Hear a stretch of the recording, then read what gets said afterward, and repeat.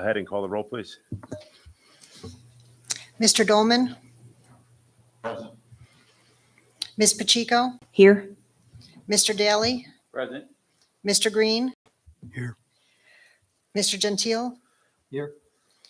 Mr. Hoke, Chairperson Hoke. Here. The first order of business is to approve. We have a series of minutes from the May 17th and June 14th meeting. Is there any discussion on the May 17th minutes? Mr. Chairman, I make a recommendation we accept as read. Thank you, Mr. Daly. At this point, are you in a position to make a motion on those minutes? Make a motion. And I've heard a motion. Is there a second on to approve the May 17th minutes? Is there a second? Second. Linda, can you go ahead and call the vote? Mr. Dolman? Abstain. Eric, you were here for those. May 17th, you were here. Oh, okay. I just counted. We only have 4 members that were here. Okay. Yes. Ms. Pacheco? I believe I have to abstain. Thank you. Mr. Daly? Yeah. Mr. Green? Yes. Mr. Gentile? Abstain. Chairperson Hoke. Yes. With respect to the June 14th minutes, is there any discussion on the June 14th minutes? Having heard none, is there a motion to approve those minutes? I'll make the motion. Is there a motion being made? Is there a second to that motion to approve the June 14th minutes? Second. Having heard a motion and a second, Linda, can you call the vote, please? Mr. Dolman? Yes. Ms. Pacheco? Yes. Mr. Daly? Yes. You are an abstain. Abstaining. You weren't here for that. You weren't there for that. Abstain? Abstaining. Mr. Green? Yes. Mr. Gentile? Abstain. And Chairperson Hoke. Yes.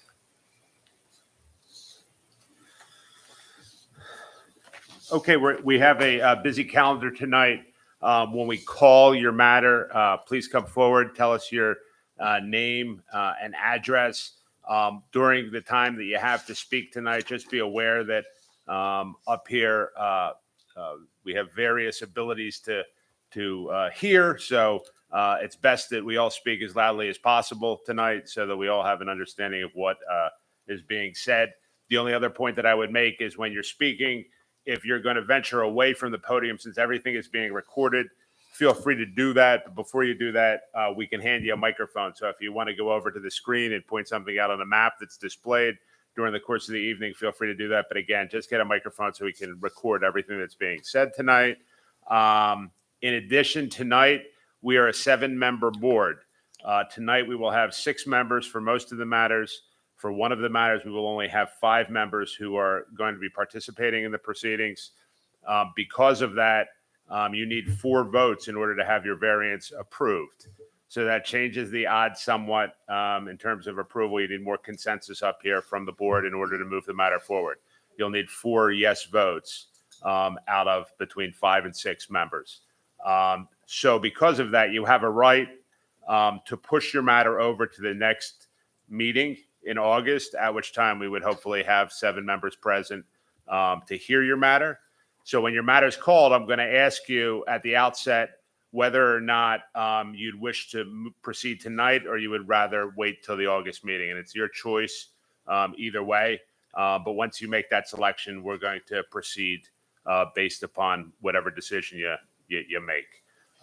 So with that being said, Linda, will you go ahead and call the first matter, please? Appeal by Gary Horton for a variance from Section 220-18B3B and Schedule IB of the zoning ordinance of the town of Niskiuna as it applies to the property at 2383 Troy Schenectady Road, Niskiuna, New York, located in the R1 low-density residential zoning district to maintain a shed partially within the rear setback after a proposed lot line adjustment with 2386 Algonquin Road. Section 220-4 defines major accessory structures as detached accessory buildings or other structures in excess of 120 square feet. Section 220-18B3B states the required yard dimensions for any major accessory structures shall be the same as applies to the principal building. Schedule IB states that the minimum rear yard dimension for the R1 zoning district is 25 feet. As proposed, the lot line adjustment will result in a pre-existing shed greater than 120 square feet in area to be located 5.1 feet from the new rear lot line. Therefore, a 19.9-foot rear yard setback variance is required. 9 notices were mailed, 0 responses, and we do have a planning board referral. At a regular Planning and Zoning Commission meeting held on July 10, 2023, the Planning Board made the following recommendations.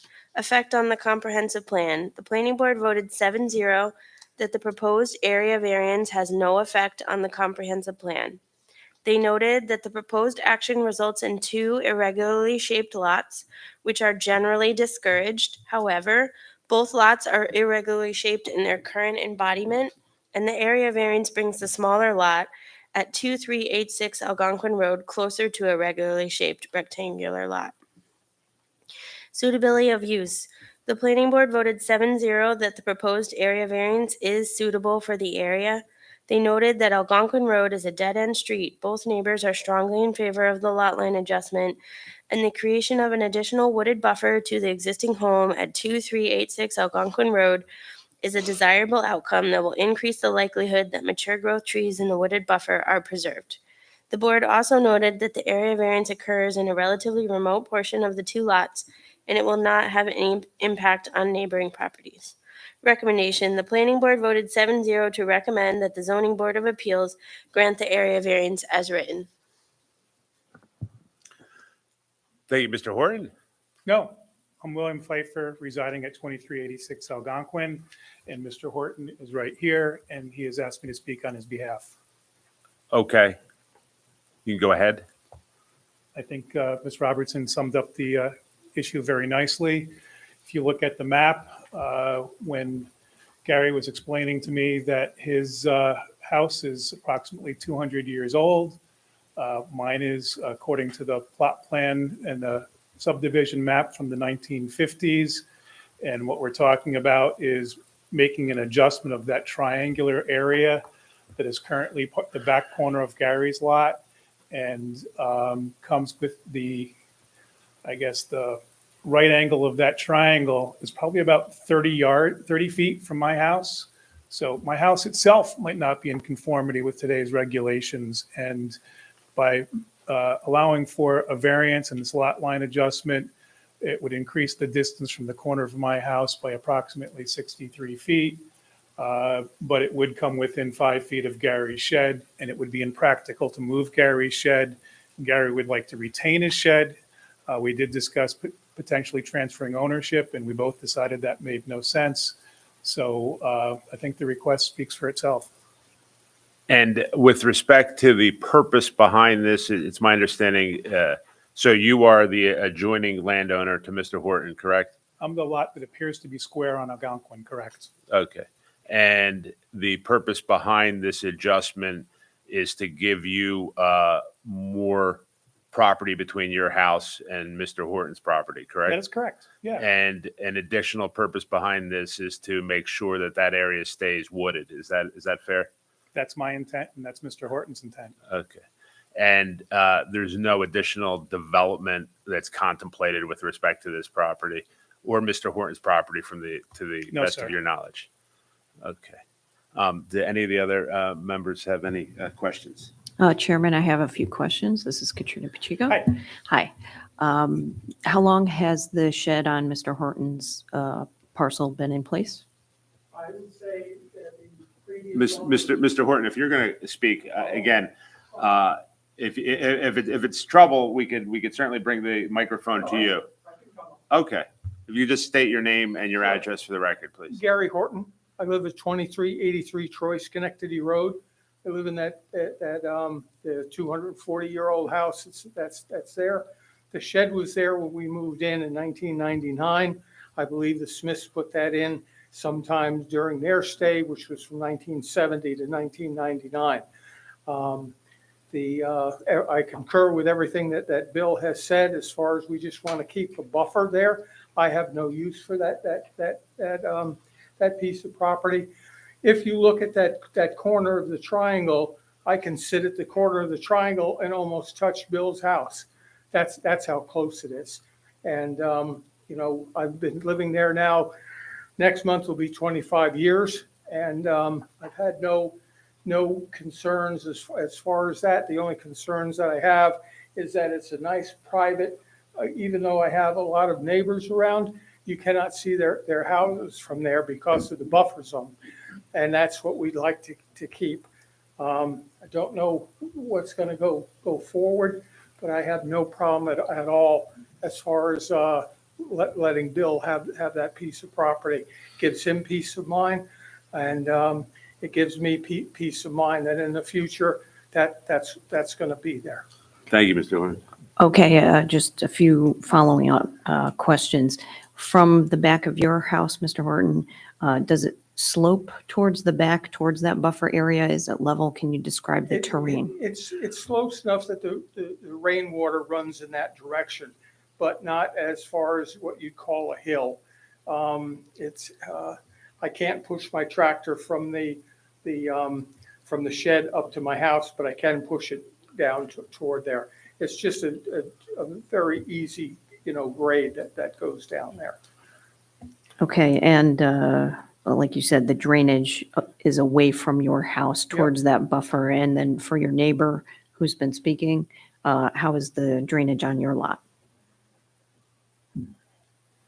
If you So you gotta can, talk into the mics. you have to talk into the microphone. Mr. Pfeiffer. Here you go. Down along the bottom of the map is, along the bottom of the map, the lands of Van Dyke is much lower than Gary's lot and my lot. And there's a little stream that kind of runs through here and feeds into the Leishakil. So off of my lot and off of Gary's lot, there's a kind of a drop off.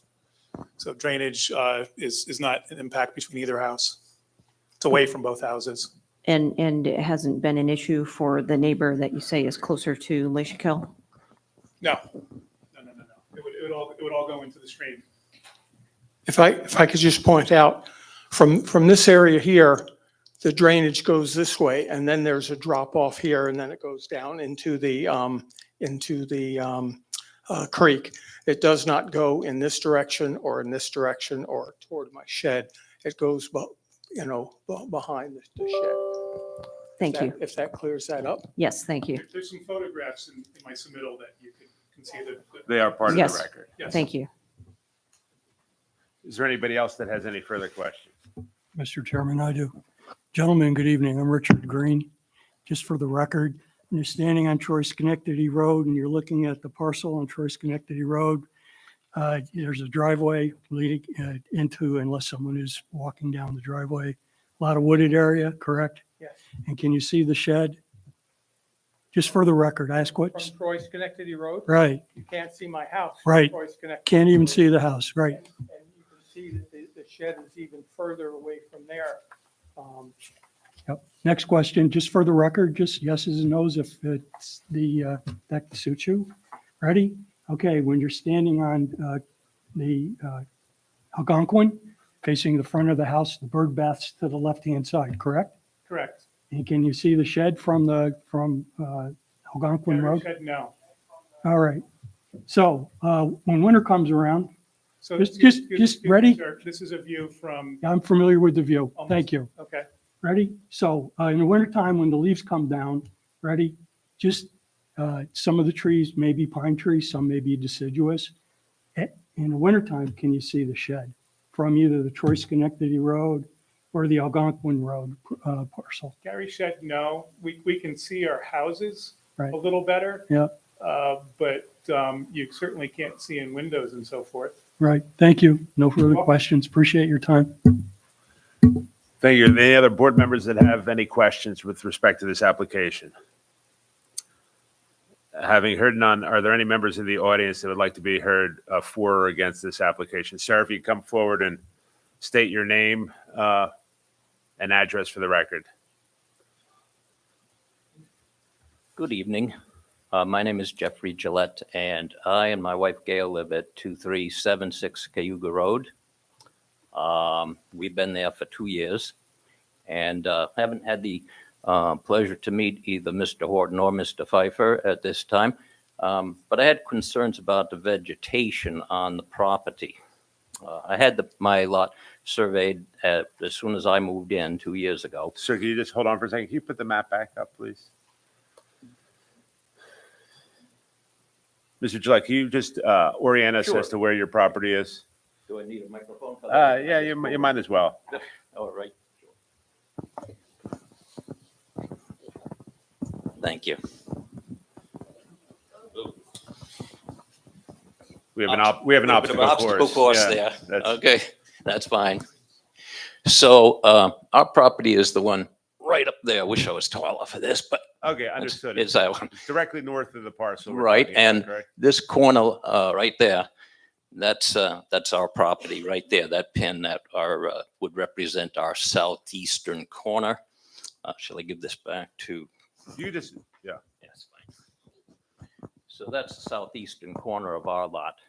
Okay, now along this lot line that we share with Mr. Horton there's a number of large dead ash trees. I'm sure anybody that lives in Niskayuna is familiar with the problem we've been having here with ash trees. And down on that very corner where my lot comes together with this proposed change, there's also about 4 or 5 very large dead ash trees. They were dead 2 years ago, and they're decaying since. I keep picking up branches and things off the ground in my lot. I'm as anxious, by the way, to maintain a buffer between my property and theirs as they are. In the summertime, it provides a wonderful sense of seclusion and privacy. It's wonderful. My concern is these trees and whether they understand that they'll be responsible for them in the event they fall down.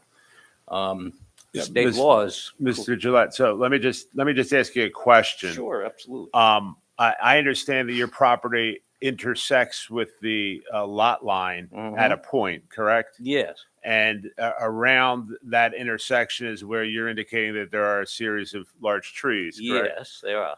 How would the granting or denial of this variance impact those trees? It would impact who owns them. My wife had made mention, I think, to Mr. Pfeiffer recently when she saw him out walking, or she was out walking, that, state law is that if a diseased tree that you own, if you're aware of it and it falls onto my property, it's your responsibility to remove it. Sure. So He seemed either unaware or I don't know, unaware or whatever. I would like to know whether or not he and Mr. Horton have any plans to remove these trees or are committed to removing them if they fall on my property. I don't think that's within the jurisdiction of this board to really consider or to give you legal advice with respect to who's responsible. I think that with respect to the lot line adjustment, if the lot line adjustment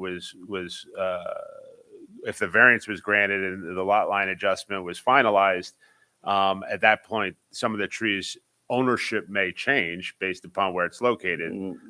Indeed, sir. But I don't know that would change.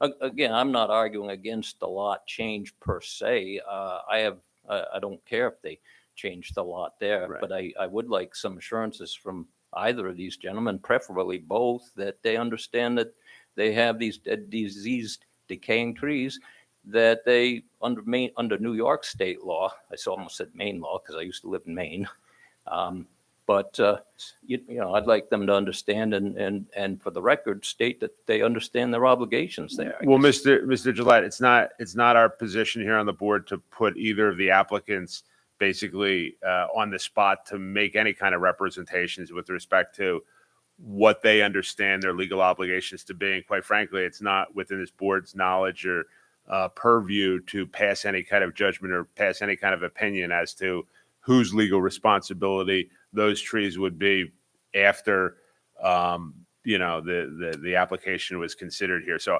I think that you have put your concerns on the record here tonight. Mhm. And Well, and I've accomplished something, I guess. so to the extent that that's a part of your concern, I think that your concern has certainly been on the record and been made public to both Mr. Pfeiffer and Mr. Horton. So they're aware of your concerns. So Well, by can't- virtue of you raising them here tonight. I can't ask for more than. All right. Thank you All very right. much. Thank you, Mr. July. Are there any other members of the public that wish to be heard on this? Sir, if you come forward and state your name and address for the record. Good evening. My name is Joseph Perella. I live at 2389 Algonquin Road. So I'm directly across Algonquin Road from Bill's house. Okay. If you want me to point that out, I can do that, but I think we have an understanding of where you're located. okay. And actually, one of you gentlemen stole my thunder because what I was going to say is you can't see these sheds from the road, and which was one of the points I was going to make. I've been there for nearly 30 years. I've known Gary. Gary's children and mine grew up together.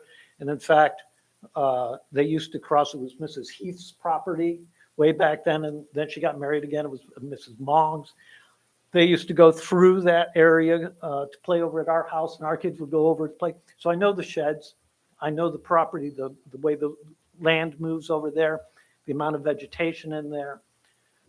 I have no problem with the variance. From my point of view, absolutely nothing is changing except you're moving an invisible line. So other than that, nobody's actually going to notice any difference. And they're both very responsible landowners.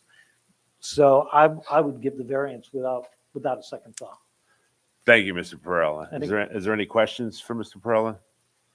Thank you. Okay, thank you. Is there anybody else that wishes to be heard from the audience? Sir, come forward and state your name and address for the record, please.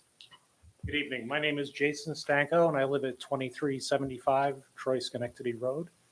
I'm at the property, I'm going to describe it in the left-hand corner to the southwest of Mr. Horton's property. Thank you. In addition to a neighbor, I'm also a licensed design professional and a New York State code enforcement official. From my property, I cannot see the shed in neither summer nor winter. Even in the wintertime, it is difficult to see Mr. Horton's property. I'm very much in support of this variance. It's, Gary's I've been at this property since 1997, and Gary's been a very good neighbor, and I really see no reason to not have this variance, but that's just my own opinion, and I'm just here to state it. Thank you. Thank you. I appreciate that. No questions for Mr. Stanko? Thank you, Mr. Stanko. Is there anybody else from the audience that wishes to be heard for or against this application? Having heard none, is there any discussion on the application? Having heard no discussion, is there anyone who wishes to make an application or a motion to approve or deny the application?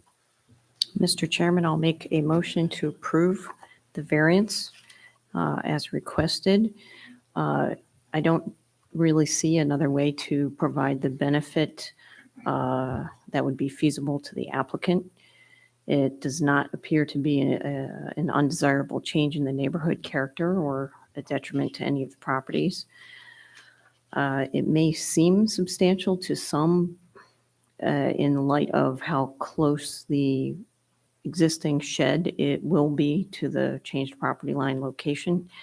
But I don't believe that in light of what you're trying to achieve, that it is substantial. I don't think it causes any adverse environmental or physical effects. And I don't believe this is self-created based on when the plots were laid out so many years ago. So for that reason, I make the motion to approve the variance. A motion having been made, is there a second to that motion? I'll second that, Mr. Chairman, for all the reasons stated. Motion's been made and seconded. Linda, will you call the roll, please?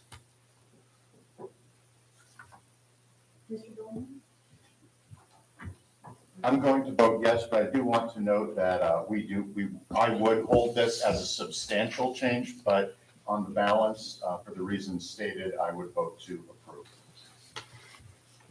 Ms. Pacheco, Yes. Mr. Daly, Yes. Mr. Green, Yes, for the reasons stated, and we have unique property configuration. 2, can't see the sheds. 3, the neighbors in the neighborhood are all in agreement and no one's opposed. For those reasons and the reasons stated, yes. Mr. Gentile, Yes, for the reasons stated. Chairperson Hoke. Yes, for all the reasons previously stated. Your variance is approved, 6-0. Okay, Mr. Horton. Let me call the next matter, please. Appeal by Joseph Weber and Emily Gordon for a variance from Section 220-4 and Section 220-25B1A of the zoning ordinance of the town of Niskiuna as it applies to the property at 701 Bobby Court, Niskiuna, New York, located in the R1 Low Density Residential Zoning District, to maintain a 6-foot fence in the front yard along Lisha Road, which exceeds the height limit allowed in the front yard. Section 220-4 states for corner lots, each street line shall be considered a front line. The property is a corner lot and is defined as front yards along Lisha Hill and Bobby Court. Section 220-25B1A permits the maximum height for fences located in the front and side yards to be 4 feet. On December 18th, 1981, the Zoning Board of Appeals granted a 1-foot height variance to allow a 5-foot fence in the same location. As constructed, a 6-foot high fence is located in the front yard along Lisha Hill. Therefore, an additional 1-foot fence height variance is required. 8 notices were mailed, 0 responses, and a county referral was received. And the county deferred to local consideration. Mr. Gordon? No, I'm Mr. Weber, Emily Gordon's father. Mr. Weber, why don't you, can you give us your address that you reside in? I reside at 718 Bobby Court in Niskiuna. The property in question is 701 Bobby Court. And can you go ahead and tell us a little bit about or about the variance application? Yes. So my daughter and her husband got married a few years ago, wanted to live near the parents. We were thrilled to death. So they purchased the property at 701 Bobby Court. As a sort of a housewarming present, I decided to give them a new fence. There was an existing wooden fence, pretty severely rotted, paint peeling, deteriorated, quite an eyesore. So I contracted with a fence contractor to install a brand new fence around the entire perimeter on the Bobby Court side, 4 feet picket fence on either side of the house, and then solid PVC vinyl fence around the rest of the property. At some point in time, my daughter called me and said she had a notification on the door that said, you must call this number, which I did. And I spoke with a gentleman by the name of Ken. And he said to me, someone has complained about your new fence and you have to get a building permit. I will admit right up front that I knew there was, from the prior owner, I knew that there was a permit for the fence. I did not know about the 5 feet along Lisha Hill Road. I certainly did not know that that was considered a front yard. I knew there was a permit. I figured, well, I'm going to put a fence where a fence was, and that's what I did. Ken advised me that, well, you have to file for a building permit, which I did, and he also advised me that it would be denied because of the 4-foot requirement, I guess, maximum fence height along Lisha Hill. So I was quite dejected. Ken called me back the next day. He said, hey, you're all set. There's a variance, no problem. Send the building permit and I'll approve it. I'm like, yay.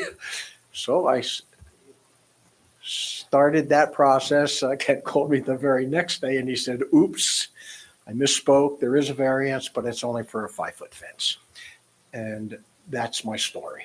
So, Mr. Weber, let me just back up here. So when your daughter purchased the house, there was an existing 5-foot fence running along Lyshkill Road, correct? That is correct.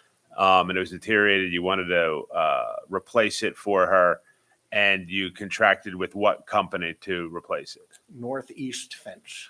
And did anyone at Northeast Fence indicate that 6-foot fences that you could run into some issues in installing a 6-foot fence at that location? No, they did not. Have you subsequently contacted them about this issue?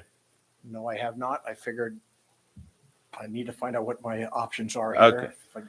So on either side of Lyshkill, you've installed 4-foot fences, correct? Correct. So the only part that is 6-foot facing is along Lyshkill. And why did you elect to put a 6-foot fence there? Yes, I'm sorry. I must correct you there. Along, I see in the back it's 6 foot as well, correct? yes. And along the other side is 6 foot as well. Okay. But the only spot that you need the variance for is along Lyshkill. So with respect to that, why do you need a 6-foot fence there? For a number of reasons. My daughter and son-in-law are young. We were concerned about privacy, but more importantly, I was and am concerned about their safety. So Lyshkill Road, I don't think I need to go up. If you're going south on Lyshkill Road, the next subdivision, which is maybe a half a mile, is a Town of Colony subdivision called, I don't know what it's called, but it's Jones Road. There are a number of roads in there. And you said it's a half a mile away that you're concerned about? That subdivision is about a half a mile away. yes. Okay. That subdivision goes around over here to a park. And that park abuts the cul-de-sac of Bobby Court. So 2 things have happened in the neighborhood that I've lived in for 30 years. Number one, we're seeing increasing amounts of youths coming through that park from that Jones Road neighborhood, through that park onto Bobby Court. There have been some vandalism, some car break-ins, things of that nature over the years, all been reported to Town of Niskayuna Police. Secondly, a little ways farther south than that Jones Road subdivision was a long-standing supermarket called the Lyshkill Market, very popular in the neighborhood. Everyone loved the folks. That market is now a smoke shop. It sells basically 3 items: cigarettes, alcohol, 4 items: cigarettes, alcohol, junk food, and drug paraphernalia. Pipes. It's the whole case is loaded with all that drug paraphernalia. So what we have noticed a fairly sharp increase in pedestrian traffic up and down Lyshkill Road. And as I stated in my notes here, without trying to sound prejudicial against anyone, there are some very unsavory type folks walking up and down Lyshkill Road now, and they're going to that smoke shop. So that's the issue that I'm really concerned about, is safety. Mr. Weber, the 4-foot fence that's displayed on the photograph in front of us, that 4-foot fence borders a neighboring property, or is that border Bobby Court? It borders the picket fence. Yeah. The picket fence is bordering, well, it's not bordering, but this is Lyshkill Road on the left. Right. There's the picket fence. Then there's the house. Then there's a 30-foot wide, I believe, right of way.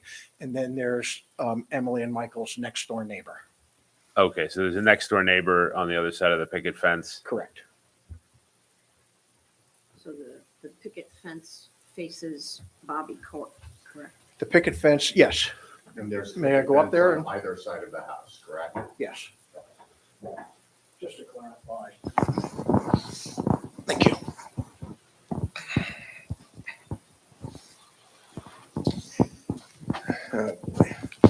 Yeah, right. So this is, get this straight, this is Bobby Court. This is Glacier Hill Road. Feel free to put the mic up to you. Would help, wouldn't it? We're trying to record it. Okay, thank you. Bobby Court, Lyshik Hill Road. This is the section of fence in question. This is 4 feet high picket fence. The house, 4 feet high picket fence, and there's another house over there. So I guess my point was, sir, that your concerns about Bobby Court and maintaining privacy, the shortest part of the fence faces Bobby Court. So all the unsavory youths are going to be walking down Bobby Court and looking right into the property. So the 6 foot, hold on one second, the 6 foot fence on Lyshik Hill Road has nothing to do with the youths that are walking down Bobby Court, correct?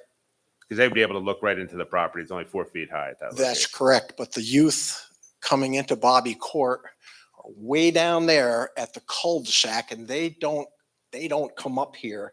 They Well, if they're way down at the cul-de-sac, what does that have anything to do with the property? It's just that they're They're on just there. they're there. Yeah, Okay. sure. So are there any other bases besides what you've already told us justifying the 6 foot fence on? You could remove, you could limit the size of the fence down to 5 feet and you would be in compliance with the code because there's a variance up to 5 feet at that location, correct? I guess it could be cut or You- however, or You cut it down, replaced. replaced or cut down to 5 foot. That's correct. And the same arguments with respect to maintaining privacy along Lyshik Hill Road could be made by any of your daughter's neighbors on at the same location, right? Sure, Right. sure. So it's not really a unique situation. You would agree with that? They're all negatively impacted by the smoke shop people. Yes. Well, the smoke shop people aren't going up and down Bobby Court. They're only walking along Lyshik Hill Road. But there's multiple houses along Lyshik Hill Road that are similarly Oh, affected. sure. Yeah, Right. absolutely. Okay. Are there any other questions? You had asked me about something unique or any other. Well, I was asking you whether there's something unique with respect to your daughter's property that wouldn't be I see. similarly suffered by everybody else on Lyshik Hill Road. I got you. And the answer is no, correct? Correct. Okay. And Is there any? One more statement, if I may. Sure. I just want to state for the record that I did make a mistake, no doubt about it. I know that ignorance is no excuse, but I do want to state that I find it incredulous that somebody complained about a ugly, rotten fence that has been replaced by a beautiful fence that really enhances the property and the neighborhood. I appreciate that. I think the one thing that you have to take into consideration, and you probably don't come before zoning boards on a regular basis, is that there's a lot of applications that come before this board seeking 6 foot fences. Sure. And this board typically takes a real strong view or a narrow interpretation when granting or denying variances related to 6 foot fences. Every property is unique. Yep. But a lot of the concerns that you're raising, virtually every applicant raises when they come before the board. And the zoning code of Niskayuna doesn't allow a 6 foot fence there. So that's why the issue is here before the board. So is there anybody else, any other members of the board that have questions for the applicant? Mr. Chair, I had a question. I just want to understand the timeline a little bit here. So you applied for a building permit. The building permit was approved. No. Okay. I had the fence put up. You built the fence, then you applied for the building permit. Someone complained, and then I applied for the building permit. Mr. Okay, Dolman, thank it was northeast. You had a contractor, Well, whether it was him or you. right, and the contractor didn't advise you that you needed a building permit. He did not. Okay. And I- Question, please. Can we confirm that generally these fences have an ornamental side and a non-ornamental side? Can we? I'm sorry, I'm very hard of you. Okay, sorry. generally, these fences have an ornamental side and a non-ornamental side, if they're both. The ornamental side faces out towards Lishikill? This fence is the same. Sir, Same can on you both please? sides? You got it, thank you. Good evening. Hold on one second. Mr. Green, you're recognized at this time for your question. Thank you, Mr. Chairman. Just to help me understand the neighborhood a little better, where's the head shop? Is that in Colony or Niskiuna? It's in Colony. Okay, good to hear. Sir, can you just go back to the microphone, please? I'm very sorry. Can you go back to the microphone, sir? I'm sorry. It's okay. Just because we're recording everything, if you look behind you, we're on air back there. So Okay, great. Yeah. that's why we'd like you to stand at the microphone. Mr. Green? I'll speak up nice and loud. Can you hear me now? Yeah, I can. All right. Am I speaking too loud? No, it's great. Okay, fantastic. Did you have it? I'm not suggesting one thing, one way or the other. I'm just asking. Did you have an opportunity to find out how much it would cost you should you wish to avail yourself of the 5-foot fence, which would not require this board to consider your application? In other words, you got 5 feet in your pocket, right? So I'm asking, how much would it cost to get this 6-foot fence down to 5 foot? So that, frankly, you'd have that 5-foot fence right there in your pocket and wouldn't have to go any further. I have not inquired. May I inquire, would you have a reasonable basis to provide an estimate of how much you think it might cost, a range? Well, I spent $20,000 on the fence, and I'm not sure what percentage of the fence that section is. I think it's 8 sections. I can't read any of the measurements, but if there are measurements, it would be whatever percentage that piece of fence along Lishikill is, I guess, in relation to the rest of the perimeter. I appreciate that, and I'm not asking you to guess, but if you have some basis, that's a piece of information that, at least for me, might be important in the way I decide. So how much did the whole fence cost? $20,000.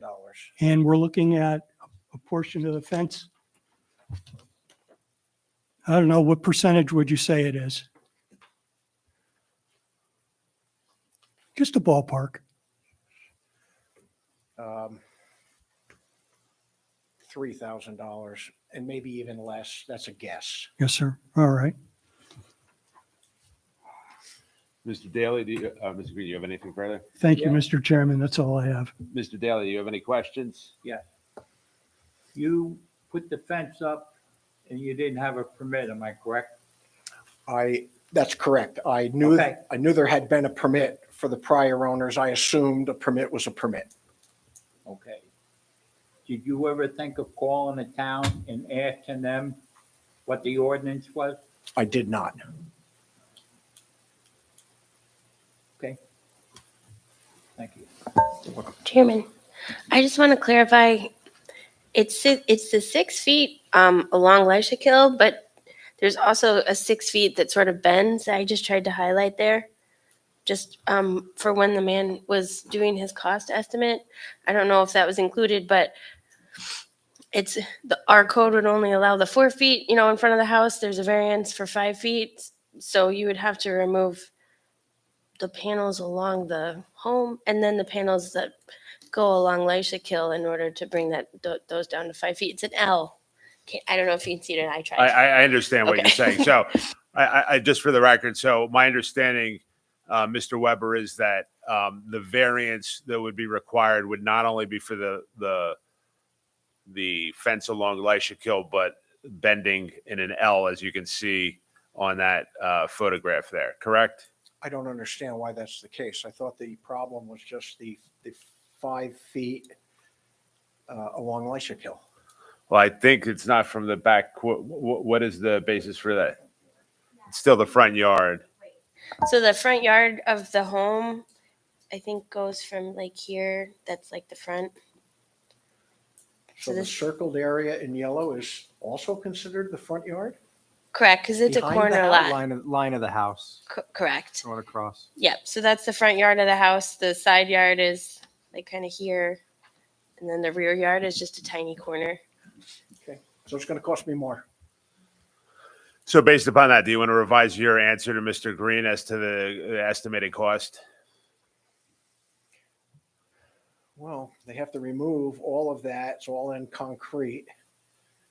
Discard it, replace it. I don't know, maybe 5,000. And it's just a guess. I do not know. I appreciate that. Are there any other members of the board that have any questions?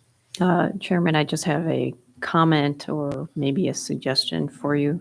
As you look at your contract with Northeast Fence, see if there was language in there about them providing a code compliant fence. If they were responsible to provide a permit that met the requirements of code, they would be liable for that. And this is just a Right. suggestion. There was no such discussion. I really assumed that because there was a permit, I could just put a fence there. Well, was the contract entered into between yourself or your daughter and Northeast? My daughter and North. Okay, so did you actually see the contract? I did. Okay, so there was a written contract, right? Was. And Northeast is a pretty large operation. Yeah, they're out of Glens Falls, New York, and, it was during COVID, and supplies were almost impossible to get. Prices were really through the roof, and they were the most reasonable. Right. But my point is that they've done they've put up a significant number of fences in the area. They would be in the best position to have known what the code in Niskayuna required. And I think to Mr. Pacheco's point, there very well might be something in that contract that you can rely upon with respect to their obligations to provide you a permit, Right. to pull the permit for the fence installation. So that would be unusual to me that they didn't do that. I cannot confirm that they've done any other work in Niskayuna. I don't know. Understood. Is there anybody, Ms. Pacheco, do you have anything further? No, thank you. Are there any other questions from the board? Are there any members of the public that wish to be heard on this application, for or against this application? Having heard none, are there any members of the board that wish to make a motion with respect to this application? Chairman, before there's a motion, can you just inquire with this applicant if he wishes to move forward with a second Oh, board, please? I'm sorry. Again, and I indicated at the outset I was going to ask before we started every application, which we'll do moving forward. But as I said at the outset, we only have 6 members of the board, and you'll need 4 votes in order to get your variance approved.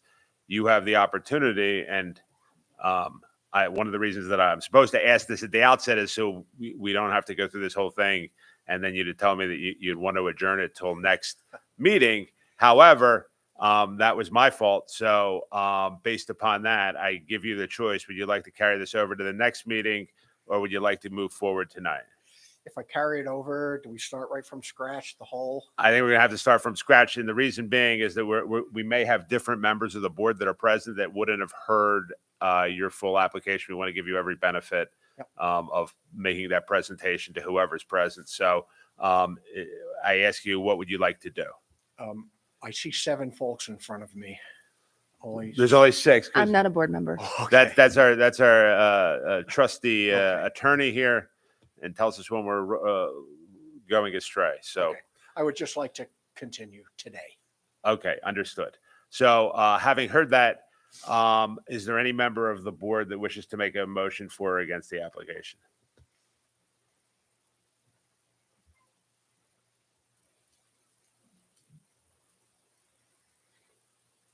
Mr. Chairman, I'd like to make a motion. Mr. Dolman? I would like to move to approve the application as written. I don't believe that the benefit of this fence can be achieved without significant financial hardship.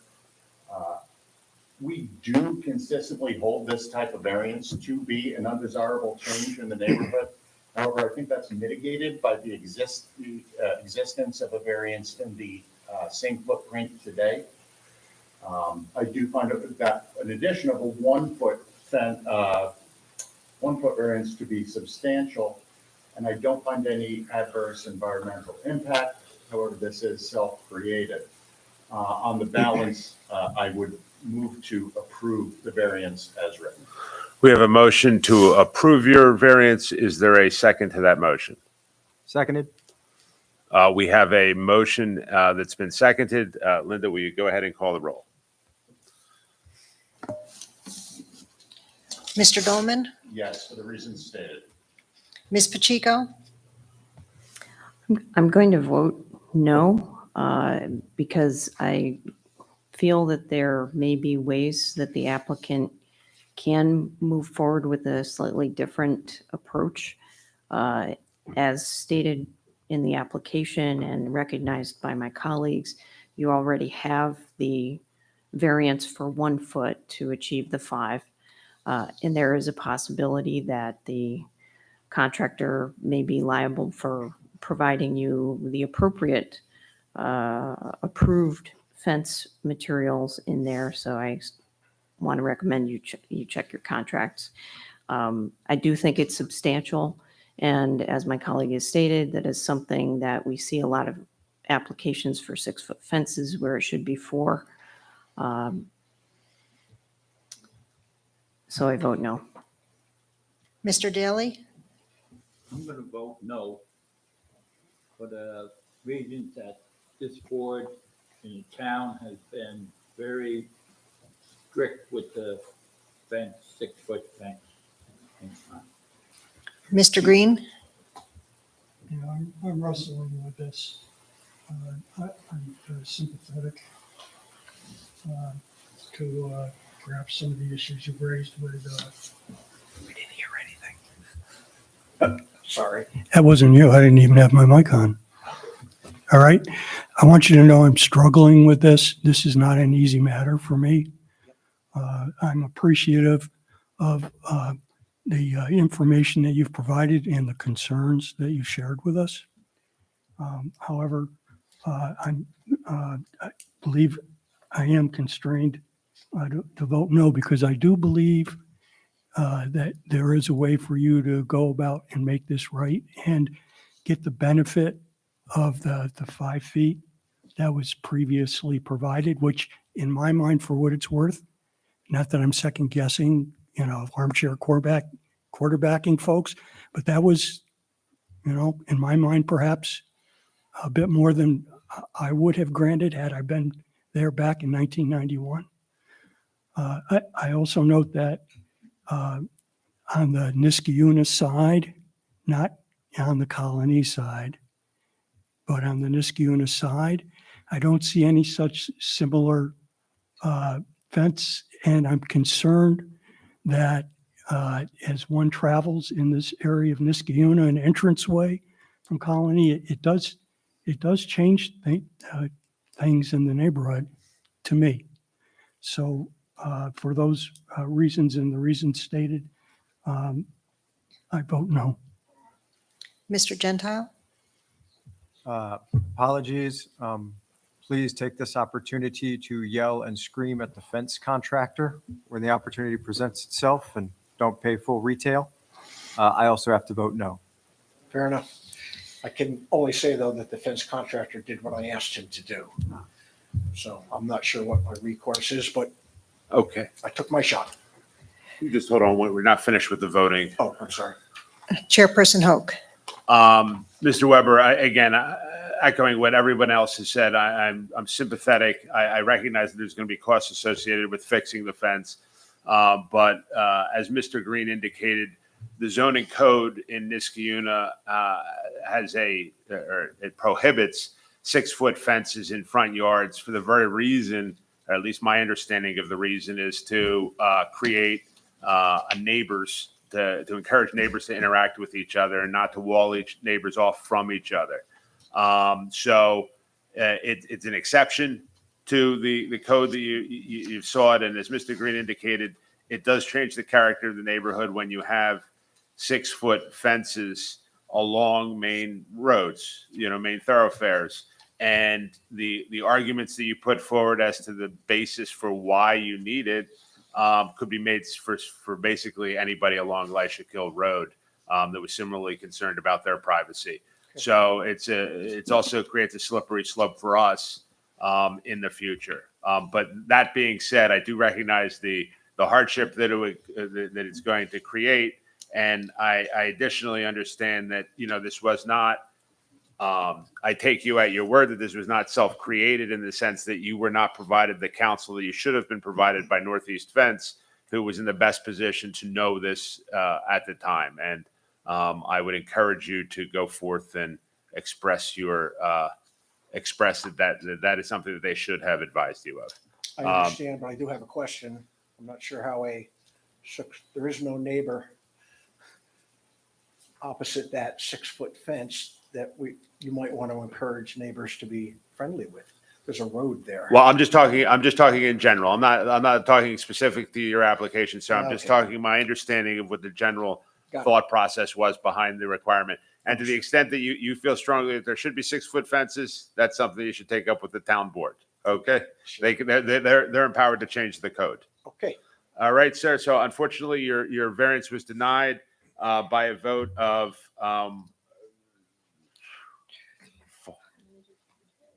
5 to 1. Well, the motion was to grant, so it failed. Yeah. So the motion failed. So we need a second motion. There should be.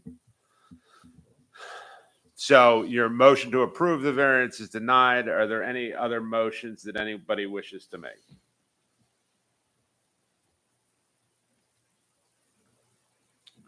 And just a point of order, if there is no other motion, then the application would just be denied at that point, correct? Yes, but there has been something that's come up with that kind of makes it murky, so it would be clean if we could have a motion to deny with a.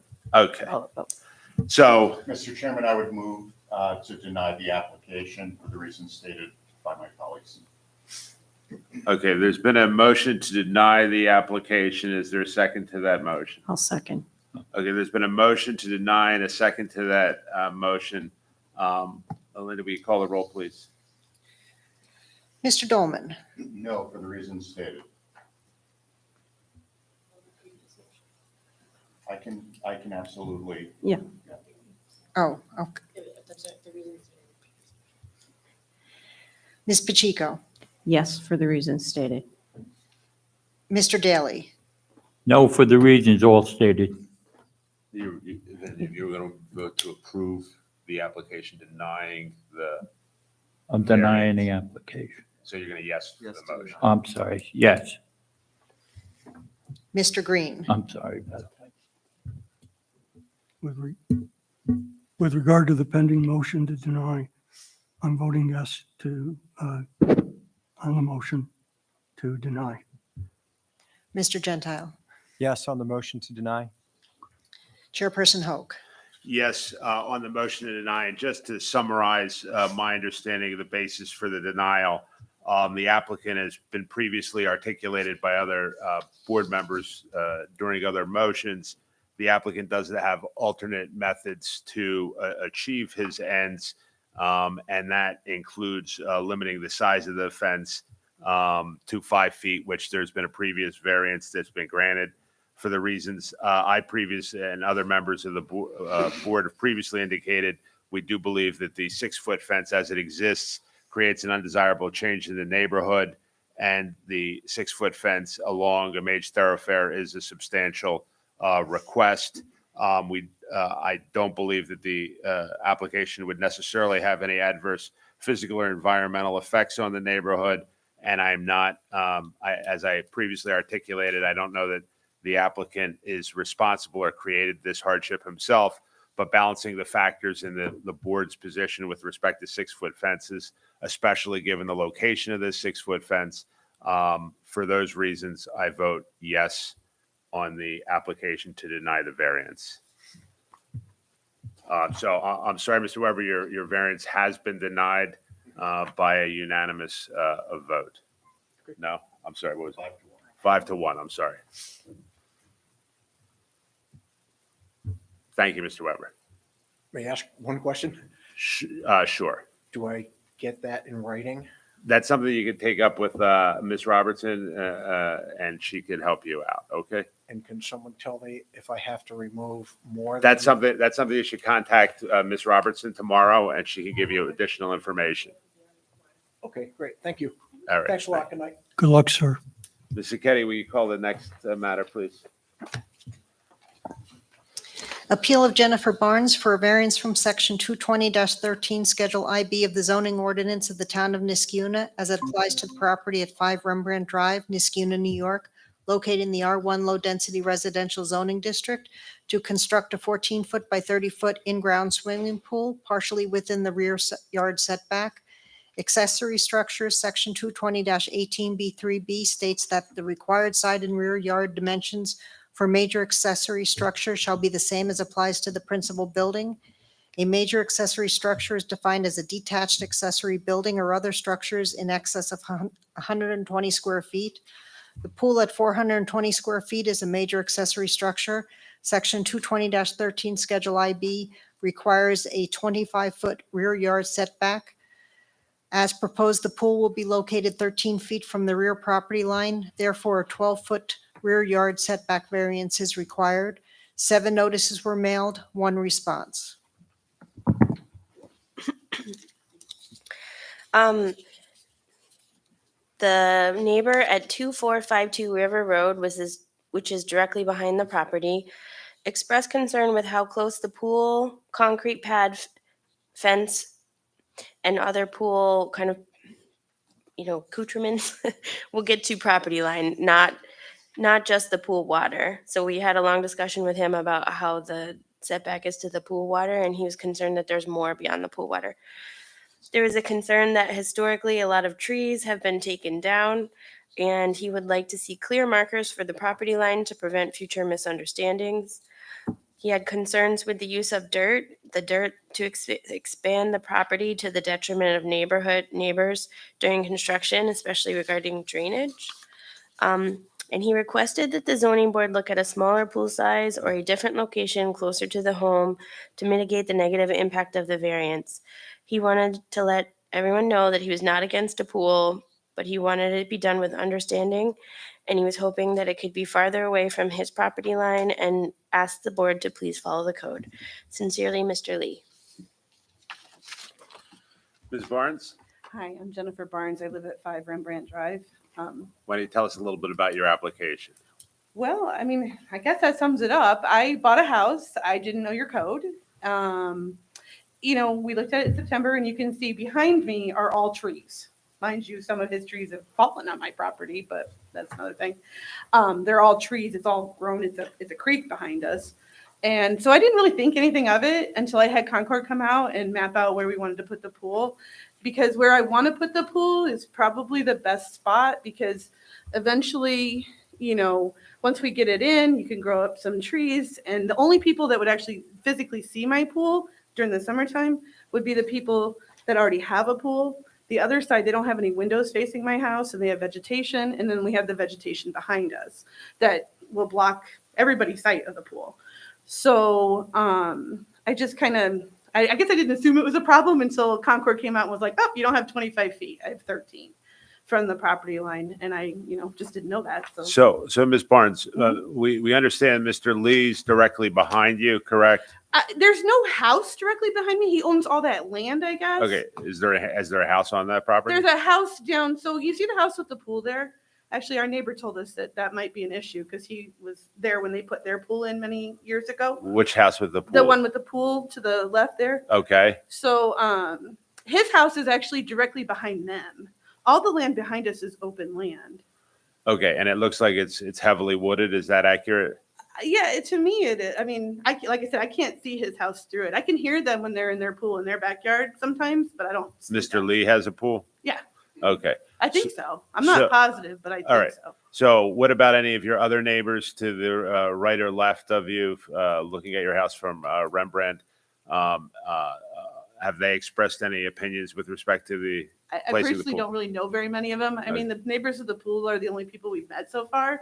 And, they were nice about it. They didn't seem to have a problem with it. Okay. So you discussed with them that you were going to install a pool and they didn't have an issue with it. They didn't have an issue with it. They just told us that the person that owns the land behind was also like watching their pool go into way back in the day, because I think they've had that pool for quite a while. Okay, and it does look, Because our line, and when he talks about clearing trees, it's obvious somebody has done that, because when we looked at the house, it's very clear, it goes back maybe, the cleared area goes back maybe 5 more feet. I mean, it wasn't us that did it.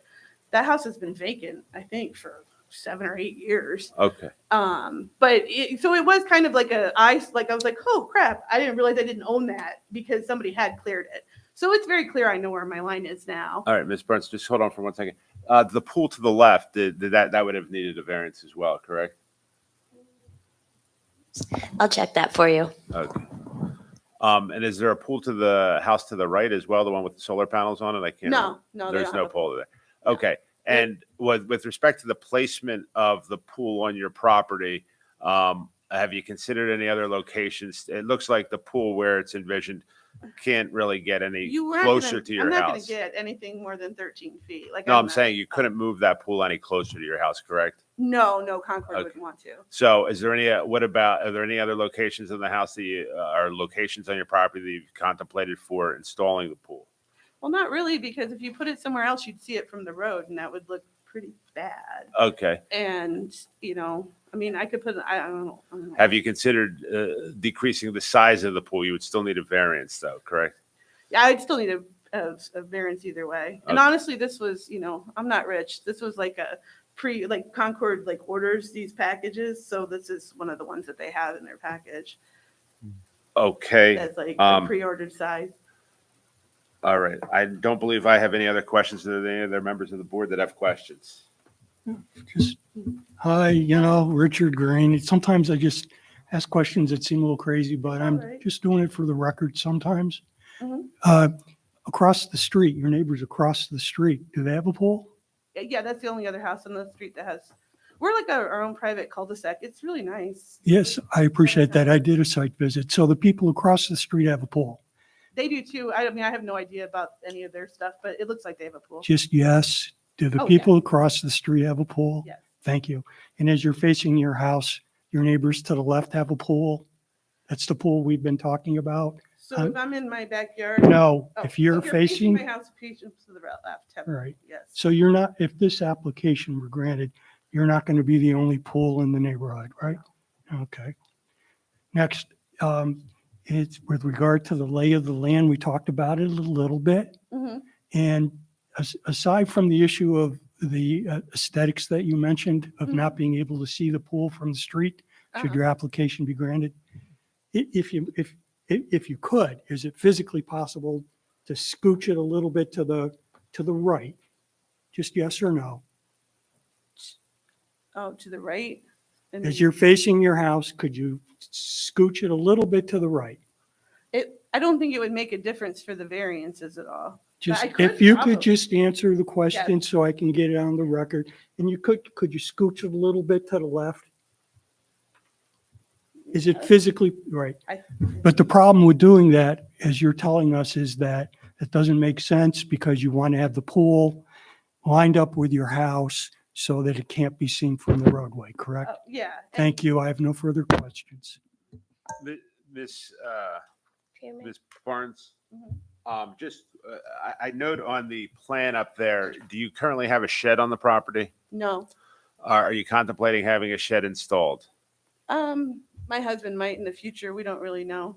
I mean, at this point, we're just seeing what Because we you're can do. probably going to need a variance for you. Oh, you and may- we figure we had to get another application if this was approved for the fence as well. Okay, so what you're indicating is, I guess what I'm asking you is this matter going to come back before the board again for other variance requests? I guess what you're telling me is at this point, you don't know. At this point, I mean, I don't have the money for anything more right now, so no. How's that? Fair enough. I'll just be honest. Laura? Yeah, so the adjacent homes pool received a building permit in 2006, and it was 25 feet from the rear property line, so it did not need a variance. Okay. So Our house sits back a lot further, theirs doesn't a lot, I think. okay. Are there any other members of the board that have questions? Yes, Chairman. Excuse me. Thank Ms. you. Pacheco? Thank you. So in the plan that we see before us, shared up on the screen, Mhm. the pool location is shown, but there are also proposed fences. Are those fences in existence now, or is that something that you expect to happen with the pool? No, I just had a survey engineer, I mean, I don't know what any of those numbers mean, but just to tell me that the pool would fit there, it wouldn't cause any flooding issues. I mean, I just had that guy come out and do that mapping. That's where I think, I mean, I just assumed I'd have to do a whole separate permit for the fence if this got approved for the pool, so I didn't really lock that in yet, I guess, if that makes any sense. No, I appreciate that answer, and I think I'm going to try to suggest if there were a way to provide a similarly sized pool, but fitting within the setbacks. Did you look at that? Well, my husband actually said, when he looked at this, he actually said that he would want the back fence up closer to the pool, not all the way on the property line, like the gentleman drew the lines. So he did actually, had mentioned that, but again, we were kind of, we're waiting to see if this would even go through. Okay, well, with respect to the viewability from the street, if you were standing on Rembrandt Drive looking towards the back of your property, and we were looking at the left side of your house, if there was a fence around the pool, we wouldn't be seeing the pool, correct? So, I mean, I think he wants to put a wrought iron fence up. So initially, until the vegetation, the plants he wanted to put, you might see it for, initially, because we're still debating the fence part. I wanted a privacy fence, but he likes those wrought iron ones. So, but essentially, after a year or two, no, you shouldn't see the pool at all from the road. That's my goal. Okay, and similarly, there may be a possibility that on the right-hand side, where it appears the driveway goes in, can you describe the extent of the paving of the driveway, please? So that was partly why we wanted to do this now, because this house needs a little bit of work. The driveway right now is asphalt. It's still serviceable. It's good, but we wanted to be able to do this now before I replace that driveway, hopefully next year. So it's just pavement all the way up into the house, and then he put that, I think the stone, like whatever the construction people use to have access to the backyard. I don't know what that really means. It's not there now, nor will it be there after they're done. I think it's just something that he drew in to demonstrate how they do that construction. Because I watched a house go in on, is it Brittany? They have all that like gravel that goes to the backyard. I think that's what he was trying to show with that plan. Okay, so would there be an objection to possibly moving the pool to that corner so that Well, it would be within the setbacks at that It corner? wouldn't make the setbacks from that area either, I don't think, because I wouldn't have I'd still run into that 13 feet from the back of the property line. And you'd see the pool from the house, from the road. I mean, it wouldn't be as private. Well, the point of the questions is about if you're going to have the fence anyway down the road, that's going to eventually hide the pool, potentially, no matter Yeah. where you place it on the property. So I'm asking you to think about how can you shift the location and maybe change the size so that you minimize the request for variance. I don't know, I'll be honest, I quite frankly just don't want to. I don't want to move it from where it is because it just would look a lot nicer where I want to put it. I mean, I don't know how these work. I just know that from that area, it wouldn't be as accessible from the back of my house with the doors. I'd have to go out to the pool through my garage. Whereas if I put it where it is now, it makes more sense. I could go out from my living room area to the pool. It just doesn't make a lot of sense to shift it over to that side. Or to the other side. Or to the other side. Yeah. It's just like that's kind of the logical spot to put it because I have two access doors from the rear, one from my bedroom and one from the family room, right where that pool is.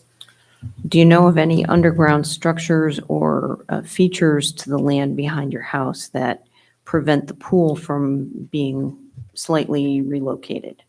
Not to my knowledge, other than the sprinkler system that my husband he can redo that. I think there's a sprinkler line there, but No, I mean, that's what I hired the engineer for, was to tell me if there was gonna be something there that was bad or not. I mean, it's not fill dirt, to my understanding, like the house was built. But there's no septic system Oh, or no, anything in no, that no. area? That's why I got excited about this house, because it wasn't on a septic. Okay, thank you. Mhm. Ms. Barnes, to the point that you just indicated, you had an engineer, you hired an engineer, correct? Yeah. And the enginering plans are attached to the application, Yeah, yes? these are that we're looking at. Right, right. And the location was at least partially suggested by the engineer as the most logical location. My pool representative as well, you know, Okay. both of them were Both, like. both of them concur that that was the best place to Mhm. locate the pool on the property, for various reasons that we've discussed tonight. Yeah, And I believe, yeah, I don't believe, I mean, when you apply for the building permit, it's not necessarily within tonight's discussion, but I think you will have to install a fence oh, yeah. in conjunction with that application. Mhm. So there will be a fence that will Mhm. have to be installed at the time that the pool is Yeah. installed by code, I believe. Mhm. So, Mr. Gentile, did you have any questions? I was going to ask the city, is the lot directly behind on the non-Rembrandt side, marked here as Mr. Lee's lot, is that zoned single-family residence? Can we confirm? There's a- I believe so, but I'll double check for you. so the idea, is there always one and only one house or structure on that property?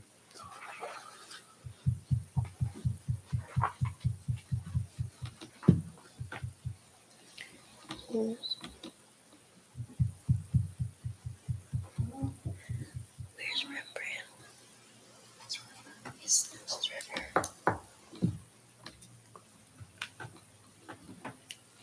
Across from those. Oh, okay, got it. While we're waiting for that answer, is there anybody else that has any questions? Okay. Mr. Gentile, do you have any other questions besides the one that we're waiting for an answer from Ms. Robertson? No. While we're waiting for a response from that, I neglected, and I just said this the last time, I neglected to ask you at the time that you started this. And one of these times I'm going to get it right. But as you see, we only have 6-member board here tonight, and you have to get 4 yes votes. You have an ability to push this off until the August meeting. How would you want to proceed tonight, or would you prefer to push it off to the August meeting? I have no idea what that would do for me, so I don't. Let's do it. Okay, I can't tell you what it would or wouldn't do for you. I just because I don't know what everybody else on this board is thinking. So It's all good. so because of that, you wish to proceed tonight, correct? Yes, why not? Okay. Just get it over with. Oops. Okay, so the adjacent parcel is zoned R1. It is a relatively large parcel off of River Road. I couldn't say for sure that it would never be subdivided, but hopefully that gives you a sense of how they fit together. Thank you. Definitely does. Are there any other questions from the board this evening to Ms. Barnes? Is there anybody in the audience that wishes to be heard for or against this application? Having heard no further comments, is there any discussion on this application? Is there anyone who would like, on the board, who would like to make a motion for or against this application? Mr. Chairman, Yes, Mr. Green. may I please have the privilege of making a motion? Certainly, sir. I would move that the application be granted. We've heard from the applicant that some consideration, at least some consideration was made to other locations, but based upon her desire to have it centered with the house and not be able to see from the road, I don't believe that this request could be achieved by any other feasible means. Just doesn't seem to me, based upon what we've heard and what's in the application, that it would make sense to scooch it to the right or scooch it to the left. You put the pool right behind the house. It lines up more or less with the neighbor's pool on the left. Not exactly, but it more or less. Also, we know that there's at least another pool in the neighborhood. So there's nothing about this pool that's going to, in my estimation, make an undesirable change in the neighborhood. In fact, let's be straight up here. An in-ground swimming pool actually arguably enhances the parcel and the neighborhood. So, is the request substantial? It is. You're asking for a pretty good break on the requirements of the zoning because of the size of the property. However, again, as we've heard from the applicant, and as we can see from the pictures, and notwithstanding the comment from the neighbor on the backside, it's a wooded area. We've also had the opportunity to see, thank you, Ms. Robertson, for our consideration, the larger configuration in the neighborhood and a substantially large parcel on the backside of your property. But again, these are all fairly, I guess it's all relative in this world, but substantial parcels. And I believe that there would be no adverse physical or environmental effects. I haven't heard any. We did have a nice discussion about the fence. You understand you have obligations with regard to the fence. Yep. All right. And is the situation difficulty self-created? Well, it is. Yeah, you're asking to put a pool in the yard, and here you are asking for a variance. However, while relevant, it's not determinative. And all things considered, then, for those reasons, I would move that the application be granted. A motion's been made to approve the variance. Is there a second? Second. A motion's been made and seconded to approve the variance. Mr. Keddy, will you call the roll? Mr. Dolman? Yes, for the reasons stated. Ms. Pacheco? Yes, I'm voting yes, but I would like to note that while the benefit could possibly be achieved by changing size, it would not be likely an easy or nice pool to enjoy. And I agree with my colleague about the placement of it being behind the building. The placement of the house on the parcel is what's causing part of this problem and the reason for the variance. So it's not something that I see as self-created other than the desire to have the pool. And I do think it is substantial, but on the balance of what we're trying to achieve and the knowledge about the neighboring property behind, I vote yes to approve. Mr. Daly? Yes, for all the reasons stated. Mr. Green? Yes. Mr. Gentile? Yes, for the reasons stated. Chairperson Hoke? Yes, for the reasons stated, your application's been approved by a vote of 6-0. Well, thank you very much. Thank you. Good luck with the pool. Thank you. Mr. Keddy, we call the next matter, please.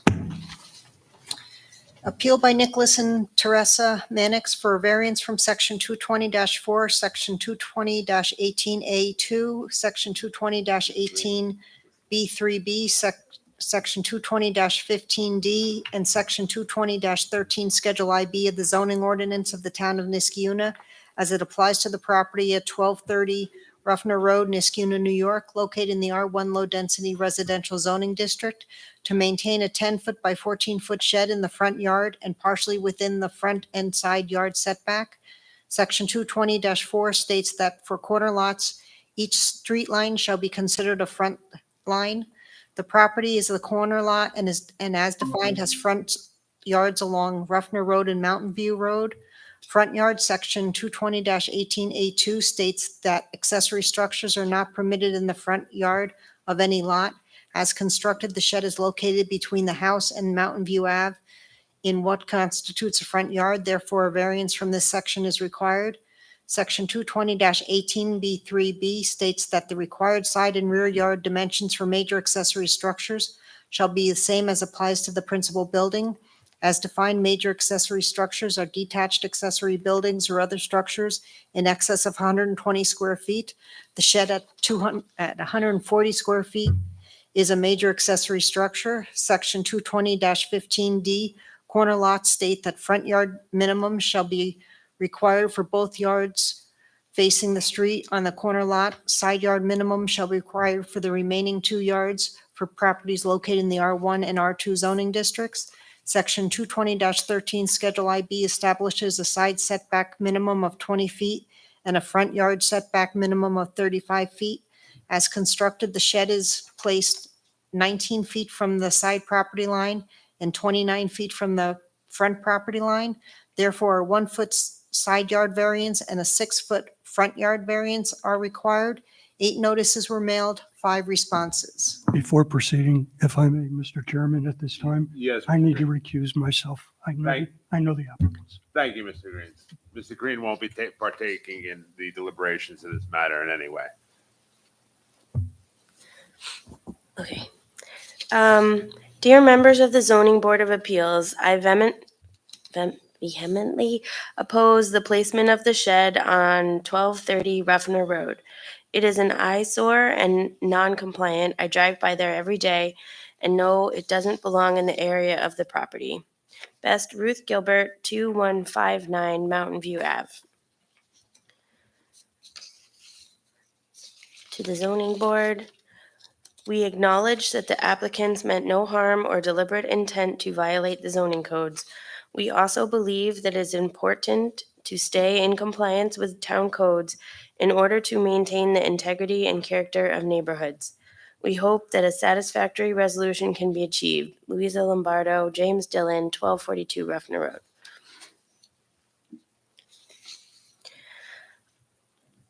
Hello, Ms. Robertson. This letter is to state I have no opposition to the variance sought by my neighbors, Nicholas and Teresa Mannix. I find section 229-4 can be restrictive, though that may be its purpose. The shed in question is attractive and well-made. I have no objection to its current placement. Catherine Clemente, 1232 Ruffner Road, Niskuna, New York. Dear Ms. Robertson, I received notification from the town that my next-door neighbors, Nick and Tessa Mannix of 1230 Ruffner Road, have requested a variance for a shed that has been placed in one of their front yards. Since they live on a corner lot, they have 2 front yards. The front yard in question is that facing Mountain View Ave, where the setback of the homes, including theirs, is 70 feet.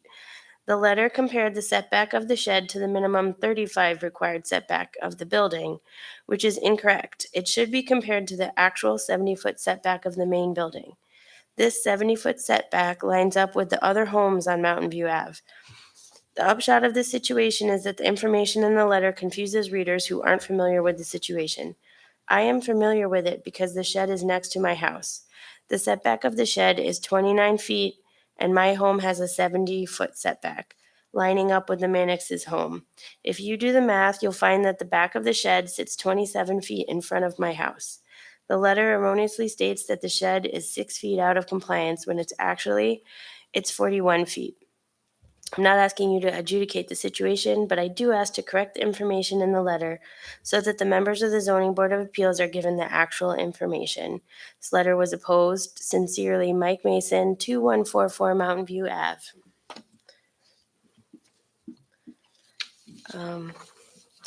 This next letter says, we wish to express an opinion regarding a zoning change requested by Nicholas and Teresa Mannix, allowing a shed to be built in their front yard. We live at 1223 Ruffner Road. We have no objections to the shed. Respectfully, Charles and Joanna Horowitz.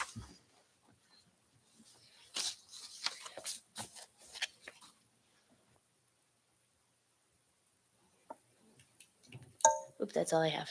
Okay. Before we proceed, I'm going to get this one right tonight. You're actually in a unique position because you don't have 6 members. You're down to 5 members. So you have to get 4 of the 5 members in order to approve the variance to approve the variance to be successful this evening. Obviously, you've heard what I've told the other people. You have an option to push this over to the August meeting. How would you like to proceed this evening? We'll push it to the August meeting. That's all right with you guys. That's fine. That's perfectly within your right. So we'll make sure that that's on the calendar for the August meeting. Thank you very much. Thank you. Thanks very much.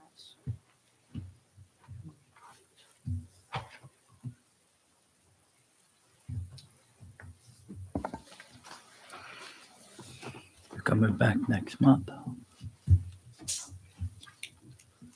Ms. Sacchetti, will you call the next matter, please? The appeal of Sylvia and Paul Romeo for a variance from section 220-13, Schedule IB of the zoning ordinance of the town of Niskiuna as it applies to the property at 2331 Algonquin Road, Niskiuna, New York, located in the R1 Low Density Residential Zoning District, to construct a 12-foot by 18-foot shed partially within the side and rear yard setbacks. Accessory structure, section 220-18B3B states that the required side and rear yard dimensions for major accessory structures shall be the same as applies to the principal building. A major accessory structure is defined as a detached accessory building or other structures in excess of 120 square feet. The shed at 216 square feet is a major accessory structure. Section 220-13, Schedule IB requires a 20-foot minimum side yard setback and a 25-foot rear yard setback. As proposed, the shed will be located 5 feet from the side property line and 10 feet from the rear property line. Therefore, a 15-foot side yard setback variance and a 15-foot rear yard setback variance are required. 7 notices were mailed, 0 responses. Thank you. Before we proceed, I'd like to adjourn the meeting tonight for 5 minutes, and then we will be happy to give you all the time. I'd like to say that I am impressed that this is a family affair for you tonight. That's rare that we have the full family down, so that hopefully they'll learn from the civic participation this evening. But we'll adjourn for 5 minutes. We'll be right back. Thank you.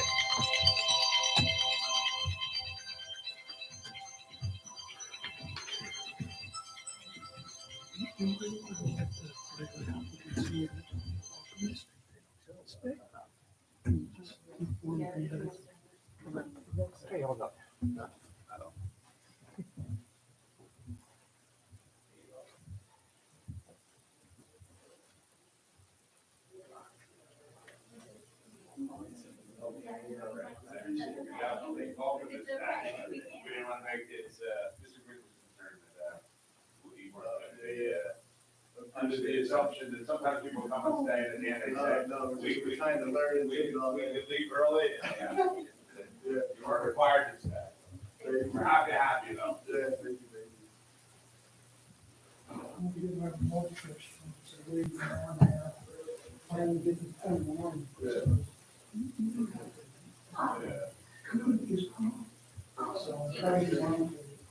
How you doing? Good, how are you? What do you do for us? Your turkey? That's right. I thought that was, I have your license. Okay, I can sit up. I have to take it. Not licensed. Right. 3 year passes, you're going to continue paying some money to continue not being licensed. And Oh, wow. say you ought to get licensed. And I'm like, no, I can't do that. We're too busy. You'll get paid less to be licensed. I think it's more like the lines of It could be stopping to go through the tasks to get licensed would be taking the time and Oh, and it could also be a liability insurance question. Nah. There is a cost for that. No, I'm building codes, accessibility expert, so I'll shoot you for my contact information for if you ever need anything along those lines. I've got my business card somewhere here. Happy to help out a friend and fellow board member. So, yep, that has my latest address because we just moved last fall to Troy. from Okay. Latham. So very good. We're actually in the Headley building, if you're familiar with Troy and all. That much I'd like to be, although they did use it to shoot one of my wife's favorite TV shows. Oh, the Gilded Age. Oh, yeah. Yeah, I think I'm familiar with the area.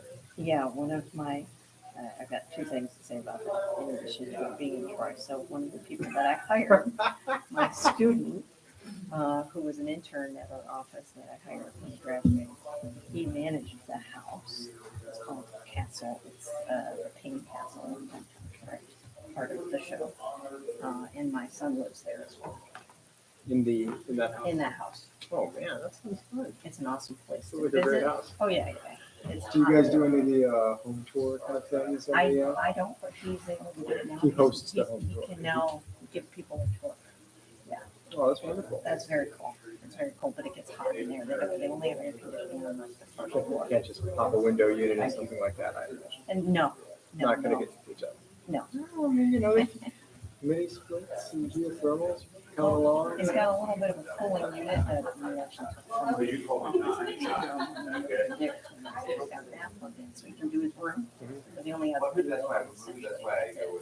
How are you, young lady? I'm good, how are you, Vinny? I'm doing Good to see you. talking to your husband last week. My husband and here, and then your commissioner here. But I want to apologize. Yeah. Since you're becoming a volunteer. He's always recruiting. Is it Niskayuna has a, or is it? Well, it's volunteering and careers. Okay, it's a, I thought it was for. It's mixed. Yeah, yeah. All right now. Guys, if we can come back to our seats, please. Take up a disproportionate amount of time. You get 10% off your taxes. It's approaching 4 digit number. I had no idea about that. That's the green. You had the second story related to that. Well, thank you. Actually, They are nice. they're Skechers. Thank you. I think we need a gavel. We need a gavel up here. Can we come back to order, please? You gotta Mr. and Ms. Romeo, if you can come forward, please. Thank you for indulging us for that brief adjournment. Before we get started, as you've heard me give the option for everybody this evening, you similarly have the option. We're back to 6 members, so you have to get 4 of 6 to have your application approved. Do you wish to proceed tonight, or would you rather carry the matter over to the next meeting in August? We want to proceed tonight. Okay, thank you. Why don't you tell me a little bit about your application, and why don't you first state your name and address for the record, please? I'm Paul Romeo at 2331 Algonquin Road. Sylvia Albornoz Romeo, 2331 Algonquin Road. Why don't you tell us a little bit about the basis for your application? So we're applying, we've also talked to the neighbors on each side, and we showed them pictures of the shed that's built. And the problem that we have is the trees and the court that's in the yard. So our yard it's a good sized backyard, and the value of the house is really the backyard. Excuse me. And, it allows for the kids to play football and soccer and volleyball in the backyard. So because of the trees and because of the court, if we put the shed in line with the variance, I think we destroy the spirit of the variance and the purpose of the variance. And it's in plain view of the neighbors, and it really interrupts the entire flow of the backyard. You're no longer able to play the sports that you want to play or use it as open. The function of the backyard is greatly reduced. The place that we've chosen actually makes it out of view, less viewed for the neighbors. The neighbors are in favor of it, and it's harder to see from the road, and it just greatly increases the value of the property, obviously, in the neighborhood overall. So that's essentially is. Do you want to add anything else? Yes, we already built the shed. It is now in place. We knew about the 10 and 5 feet, around that. But the reason is that we rush a little bit to build this is that we lost our house in a fire.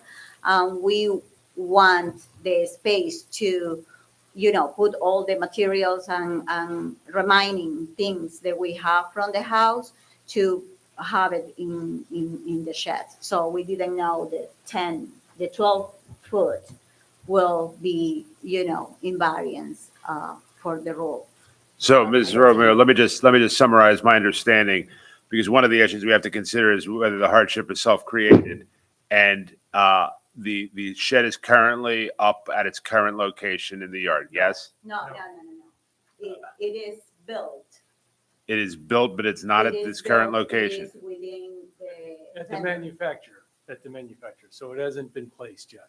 Oh, We okay. stopped the placing when we found out about the requirements for the variance.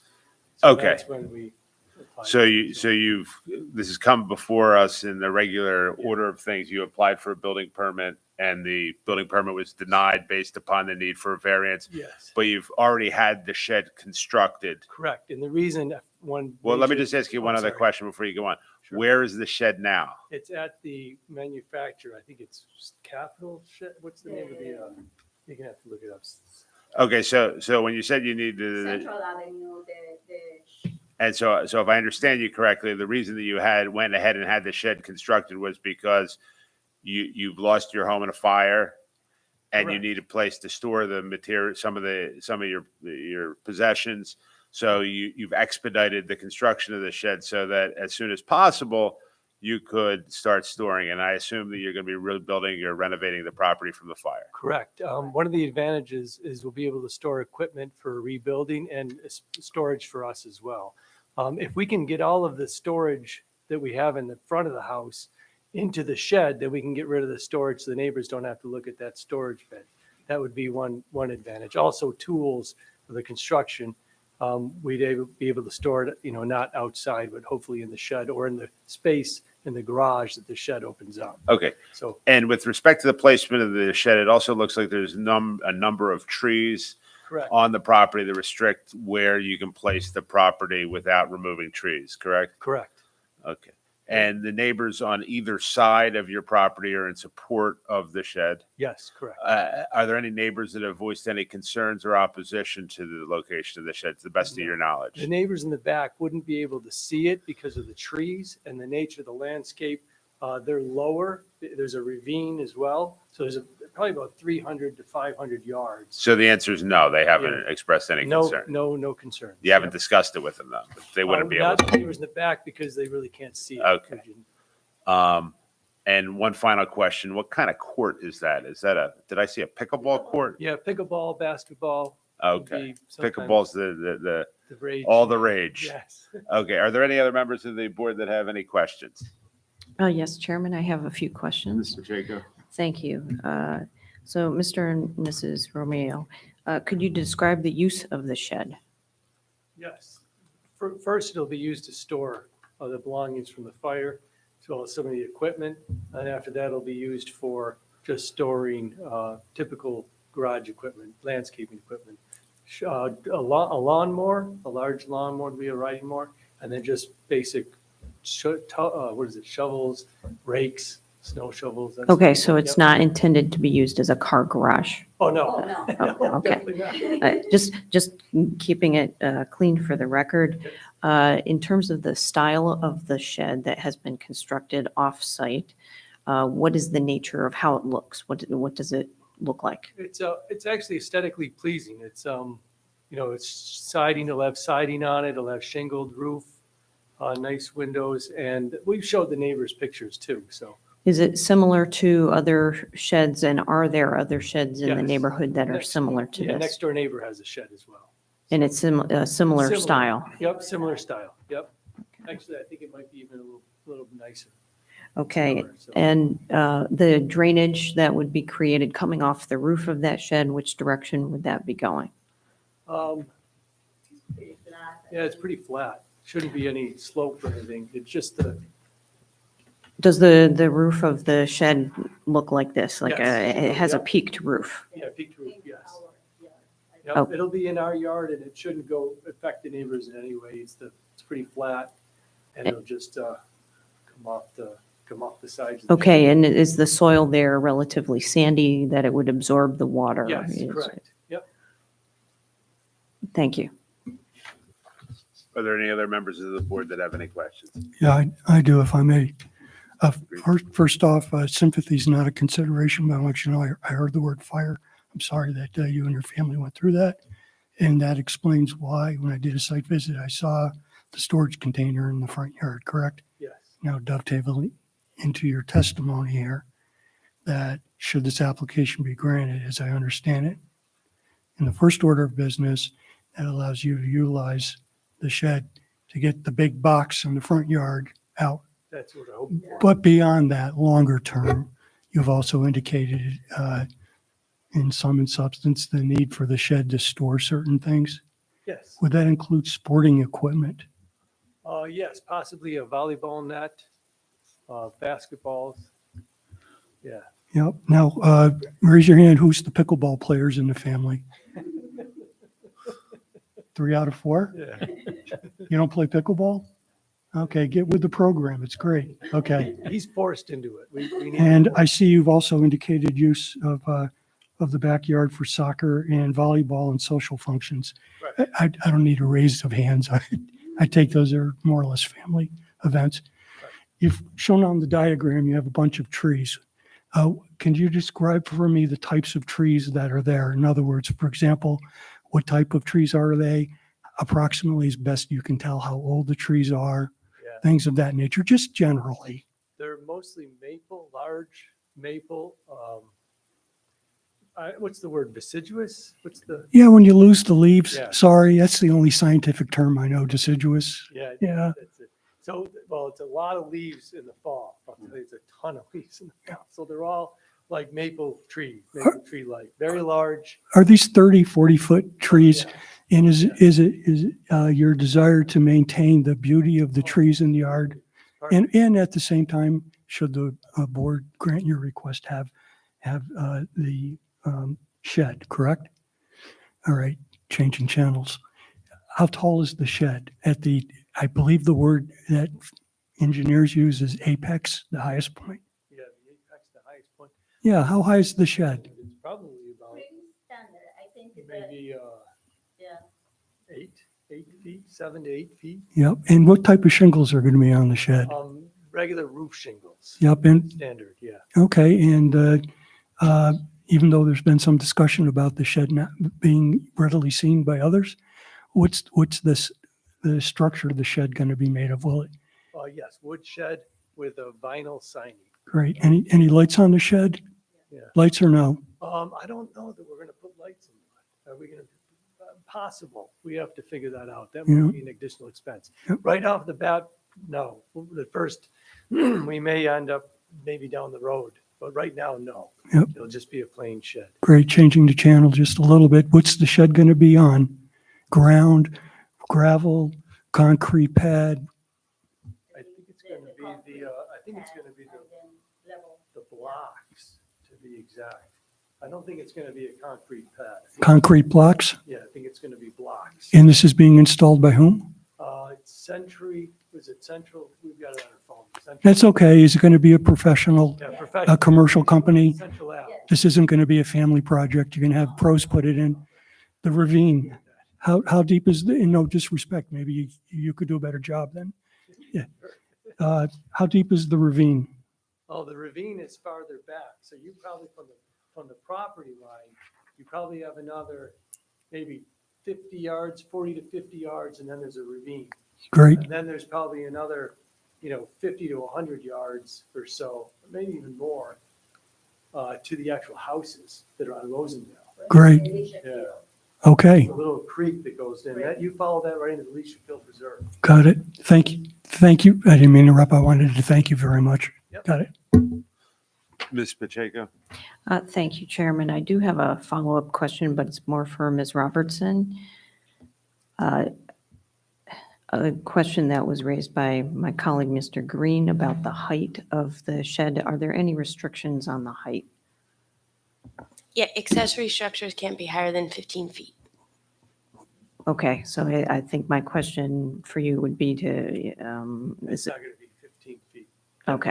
Because we have a basketball hoop on the court as well, and that's not going to be as high as the basketball hoop. Okay. That's 10 feet, yeah. thank you. Are there any other questions? Are there any other members of the public that wish to be heard for or against this application?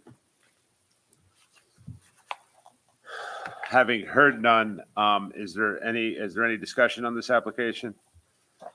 Is there any member of the board that would like to make a motion for or against this application? Mr. Chairman, I'd like to make a motion. You so recognize. I'd like to make a motion to approve the variance as applied with the nature of the existing. Ms. Pacheco, just sorry to interrupt, but just for the sake of the record, are you making a motion with respect to both variances or a single variance? To both variances. Okay. I apologize. Thank you. Go proceed, please. Yes, so with respect to the variances requested for both the side and the rear, based on the situation where you have mature trees that you want to keep in that area of the property, and you already have developed locations there for other use, I do not see the benefit being achieved by another feasible means. It does not sound like an undesirable change to the neighborhood. that would change the character of the neighborhood. While it is somewhat substantial, I don't think that that is determinative. It does not sound like it will have adverse physical or environmental effects. And while it is self-created to the extent that you want to have a place there, I think it is an important use for you, and you're trying to make it a permanent addition to the beautification of the neighborhood by having a nice structure in your backyard. So for that reason, I make the motion to approve both requests for variance. A motion has been made to approve the variance. Is there a second to that motion? I'll second that under all that's stated. Mr. Daly has seconded that motion. The motion's been made and seconded. Ms. Shiketti, will you go ahead and call the roll, please? Mr. Dolman, Yes, the reasons stated. Ms. Pacheco, Yes. Mr. Daly, Yes. Mr. Green, Yes, and I want to, applaud you for wanting to save the beautiful trees and at the same time, requesting that it be placed in a manner that is appropriate and that the neighbors have no objection to as far as we know. So I vote yes. Mr. Gentile, Vote yes for reasons very specific to this lot. Chairperson Hoke. Yes, and I would agree with Mr. Gentile's representations that the uniqueness of this particular application and this particular lot mitigate in favor of the application. So I will vote yes for that and all the other reasons stated. I'm sorry for your hardship caused by your fire loss, but hopefully this gets you back started rebuilding. All right. Thank you very much. Your application's been approved by a vote of 6-0. Thank you. Thank you. Good luck with everything. Good luck. Ms. Shiketti, will you call the next and final matter, please? Appeal by David Feldman for a variance from Section 220-18A2 and Section 220-13 Schedule IB of the zoning ordinance of the town of Niskiuna as it applies to the property at 2510 Rosendale Road, Niskiuna, New York, located in the R1 low-density residential zoning district, to construct a 12-foot by 16-foot shed in the front yard and partially within the side yard setback. Accessory structures, Section 220-18A2 states that accessory structures are not permitted in the front yard of any lot. As proposed, the shed will be located in the front yard, therefore a variance from this section is required. Accessory structures, Section 220-18B3P B states that the required side and rear yard dimensions for major accessory structures shall be the same as applies to the principal building. A major accessory structure is defined as a detached accessory building or other structures in excess of 120 square feet. The shed at 192 square feet is a major accessory structure. Section 220-13 Schedule IB requires a 20-foot minimum side yard setback. As proposed, the shed would be located 10 feet from the side property line. Therefore, a 10-foot side yard setback variance is required. 8 notices were mailed, 0 responses. Thank you. Mr. Feldman? Hi, Hi, how are you? Can you hear us okay? loud and clear. Are we, Ashley and I, are we clear as well? You're loud and clear as well. Okay. If you've been paying attention online this evening, I have asked everyone to recognize the fact that we only have 6 members present tonight that'll be considering your application. You need 4 affirmative votes to have your application approved. You do have a right to request that the matter be carried over until the August meeting, when hopefully we would have a full board to consider your application. So before we start, how would you wish to proceed? Would you like to proceed tonight or carry it over to August? Yeah, we would like to proceed tonight. Okay.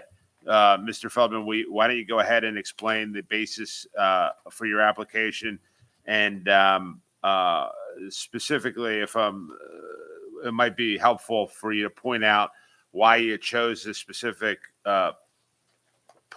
specific location on your property to place this shed, and what other sheds, what other locations you considered or didn't consider, and the reasons that you didn't consider those other locations. Mr. Feldman? So for our property, really the only place within, well, we don't have anywhere located that is within the side or backyard that is feasible to install a shed.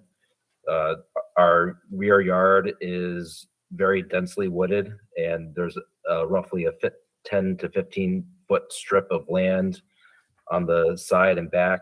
And in the rear yard, past that 15 feet of land, it drops down sharply. It's about a 30-foot drop to a lower section of our rear yard, and that's the densely wooded area. And same with the side yard. We have the adjacent lot that is part of the property as well, and I'm honestly not sure if that, as far as code goes, if that would even be an option to install a shed on that second lot that our primary residence is not on. Are you referencing the 0.86 acres directly to the? Yeah, the 2502 Rosendale Road lot. So you have, so just for clarification, you're the owners of both 2502 and 2510, correct? Yes. Okay, and we could agree that those combined properties are substantial in size, but I think what I understand, at least with respect to 2510, what you're indicating is that the majority of that property close to your home is densely wooded. Is that correct? That's correct. It's and I have a map with your application. It looks like from the gradient that there's a steep gradient with respect to the back of your property, and that slopes down. Yes. Okay. So so based upon that, there's no other locations that you have contemplated or are able to contemplate from your perspective, because there's no other. Not without clearing substantial amount of trees, which we really don't want to do. Okay. We like the wooded feel of the lot. And Mr. Feldman, with respect to the neighboring lot that's most closely affected, I believe what you're indicating is you own that lot as well, meaning you own. No, that is 2518 Rosendale Road. That would be adjacent to the shed. So that's not the one that we own. It's on the other side of our house is the lot that we own. Okay.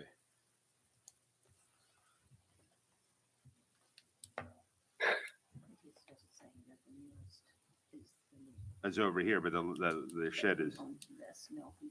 Yeah, adjacent to the shed. Oh, would be okay, up- I understand. Now I'm oriented. This is why I ask these questions, to make sure that I have the proper orientation. Okay, so I understand. So the shed will be located adjacent to 2518, correct? Or that would be the most closely Correct. impacted property. And with Yes. respect to 2518, have you spoken to the owners of that property? We haven't. We're not on. We're kind of on neutral terms. We don't really go. They're out. not there very often. They kind of live their own separate lives. We don't see them to hold the conversation, to be honest. Right. Okay. So, but they've obviously received notice of your application. They haven't come to you and expressed any opposition, correct? No. No, and we've been out there plotting it out, trying to find the best spot to put the shed, and that's really the only spot that we've been able to find that would work. And we have it marked out now, just with flags, and there's blocks that are in the picture there that we still have in that location. So that, yeah, so we've marked where we'd like to put it. Okay. I have no other further questions. Is there any other members of the board that have questions? Mr. Green? Sure. Good evening. How are you? Richard Green. Thank you. I did a site visit. In fact,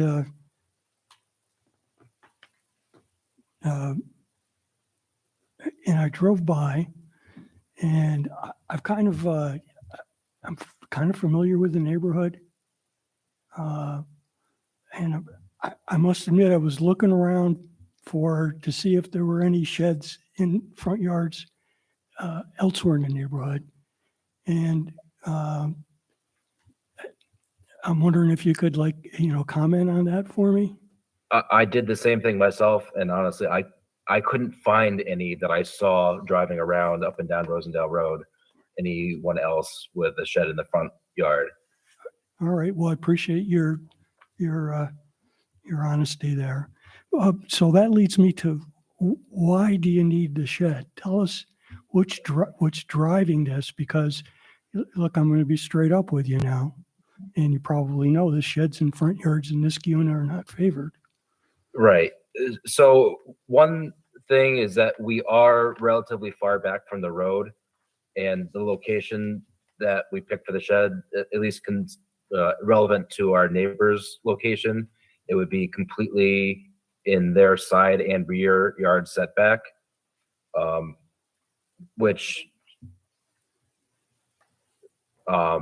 so that would be where it would be relative to our neighbor's house. The big reason is we have a lot of equipment that we keep in the garage, and it prevents us from being able to keep the cars in the garage. We have a long tractor. If you stop by, you saw our pile of wood from a few ash trees that had to be taken down. Yeah, I did. And, yeah, so we have a log splitter and just a lot of equipment to maintain the property due to the size of it. All right, and let me then change channels and ask a little bit. Okay, so say this board grants your request. All right, what are your neighbors going to see on the backside of your shed? What's it going to look like to them? It's a vinyl shed, vinyl siding shed, wood. So they basically see a solid vinyl siding through the trees. It's not completely covered, but there are trees between the two properties that we would also definitely want to keep there. And we went with more of a neutral, earthy tone type of thing to help it blend in with the house. What color was the? It matches the house coloring. Okay. Very good. Then I'm just asking, right? Because part of our job here is, if at all possible, to minimize things. You're asking for a 12 by 16. Do I have that correct? Yes. What consideration, if any, did you give to perhaps a smaller shed? Basically, I measured out what I was looking to put in the shed, and that was the floor space required to get everything, all the larger equipment in there, and still have room to maneuver it. That's how I arrived at that size. Well, yeah, that's how I got there. All right, thank you for the courtesy of your responses. Thank you. Mr. Feldman, to what extent are you going to be able to see the proposed shed from Rosendale Road? In the summer, you won't be able to see it at all. We have a hedgerow that's fairly dense. They're forsythia bushes, so they do lose their leaves, but even through the winter, they're still fairly dense. So it would be mostly obscured. Then there's also trees that are between the road and the shed. So there's multiple features that would be blocking line of sight. And you indicated that you were going to be storing heavier equipment. What specifically, what equipment are you storing in there? It's a lawn tractor, a log splitter, leaf blower, snow blower, and a push lawnmower. So you would need access to the driveway in order to effectively maneuver that equipment in and out. Is that fair to say? Yes. So that would further limit, the possibility of putting it in another location in your property? Yes. Are there any other questions from the board? Yes, Chairman, I have a few questions. Mr. and Mrs. Feldman, just an understanding of how far the shed is to be from the road. Based on the map and the plans that you've provided, I see a dimension of 97 feet of the existing front corner of the garage on your house to the Rosendale Road. Is that correct? Yes, Okay, and then there's a 20-foot distance proposed between the house and the corner of the shed, and then the shed is approximately 16 feet towards the road. Is that correct? that sounds correct. Yes, Okay, and just doing some quick math, it seems like it would be approximately 61 feet from the property line. And the road itself, like the edge of the road where people would a little bit farther than that, but at 60, a decent distance. And you've said that there are trees between there and the road, yes, and there's no intent to take those down. no, definitely not. Okay, and my second question will be about the height relative to the road and then the shed that you're asking for and your house. If you're standing at the road and looking at your house, is the house higher or lower? The ground level is lower at the house than it is at the road. Okay, so if you were to drive in your driveway, you're going downhill. Correct. Correct. Okay, and so the shed would be just a little bit higher than the house, just a little. Potentially. Slightly, yes. Slightly, okay. Actually, that area slopes down a little bit that the shed would be on. It will be installed on concrete blocks, but it should actually be very, very close to the same height at ground level as the house. Okay, thank you. You're welcome. Are there any other questions from the board? Having heard none, are there any other questions from the public, either for or against this application? Having heard none, is there any discussion with respect to this application? Again, with no discussion, is there anyone on the board who would like to make a motion for or against the application? I would like to make a motion to approve. Mr. Gentile is making a motion to approve the application. Yes. Do you want to state the reasons on the record, sir? Based on the specific geometry and the topography, this does seem like the only spot that the shed could go. I believe that the way they've described it, the shed will effectively blend in with the house. That said, I think most importantly, the limitation on keeping sheds out of the front yard and the side yard is to keep sheds from being in between other people's houses and the road. And that is not the case with this particular location on this particular site. It is in the side yard relative to the other house, which is about 45 feet away, 35 feet off the property line plus another 10. So it seems like a reasonable solution. I make a motion to approve. So a motion's been made. Is there a second?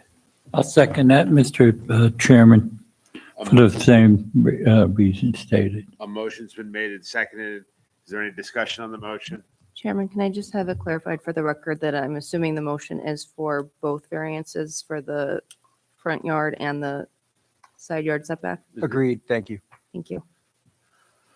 So as clarified, the motion's been made and seconded. Is there any discussion on, or can we go ahead and take the vote? Mr. Dolman, Yes, for the reasons stated, though I will say that I do find this variance to be substantial. However, on the balance, yes. Ms. Pacheco, Also, yes, for the same reasons. Mr. Daly, Yes, for all the reasons stated. Mr. Green, Okay. And this is another really tough one. But you have, in my estimation, a unique parcel with substantial tight gradients of elevation. So it seems to me that it would be hard to achieve the benefit you seek by push that. However, it's a my humble experience on the board is that sheds in front yards are not, all things equal, readily perceived and accepted. But you've provided us with, I believe, sufficient reasons that on balance allow me to find that it will not necessarily make an undesirable change in the character of the neighborhood. I don't even know if people are going to notice it driving by, assuming they follow the speed limit on Rosendale Road, right? And your front row of hedges, even if you clip them or don't, right? And the elevation and such. So this is going to be, I think, one of the, given the particulars of this case, one of the rare times where I'm going to, for the specific circumstances herein, move myself to vote yes on the motion to approve. Mr. Gentile, Yes, for the reasons stated. Chairperson Hoag. Yes, and I'll just reiterate the statements of Mr. Gentile and Mr. Green with respect to the uniqueness of this property. I think that there's not other feasible means to achieve your goals, which are to store some fairly heavy equipment in a location that's going to be useful to you. You have a heavily wooded lot that necessitates a certain degree of equipment as well for the property. And given that and the restrictions that the lot places on you by virtue of being heavily wooded, I don't know that you have any other feasible alternatives. I think that, again, given the size of the property and the location away from Rosendale Road, as well as the shrubbery that provides some masking of the location that you're going to be placing the shed, that it doesn't create in this particular circumstance, although this is unique to this application, an undesirable change in the neighborhood. The application, as Mr. Green indicated, is substantial, and Mr. Dolman indicated is substantial because we are placing a shed in the front yard. I don't believe that this is going to create any adverse physical or environmental effects. To the contrary, the fact that you are placing the shed here would eliminate the need to potentially remove additional trees to put the shed at a different place on your property. That would, in fact, create an environmental impact by removing additional trees. Again, is the hardship self-created? Well, every hardship is self-created to a certain extent in these applications. But in your particular circumstances, given, again, the uniqueness of the property, I would indicate that I don't believe that is a factor to be strongly considered with respect to this particular application. For all those reasons, I am a yes on the motion. It's a long-winded way of me saying yes. So We appreciate your it. variance has been granted 6-0. Thank you. Thank you. Thank you. I think that concludes this matter. There's no other matters. Is there any other matters that the board has to discuss this evening? No. Having heard none, is there a motion to adjourn? Motion. Is there a second to that motion? Second. All in favor? Aye. All right, we're adjourned until the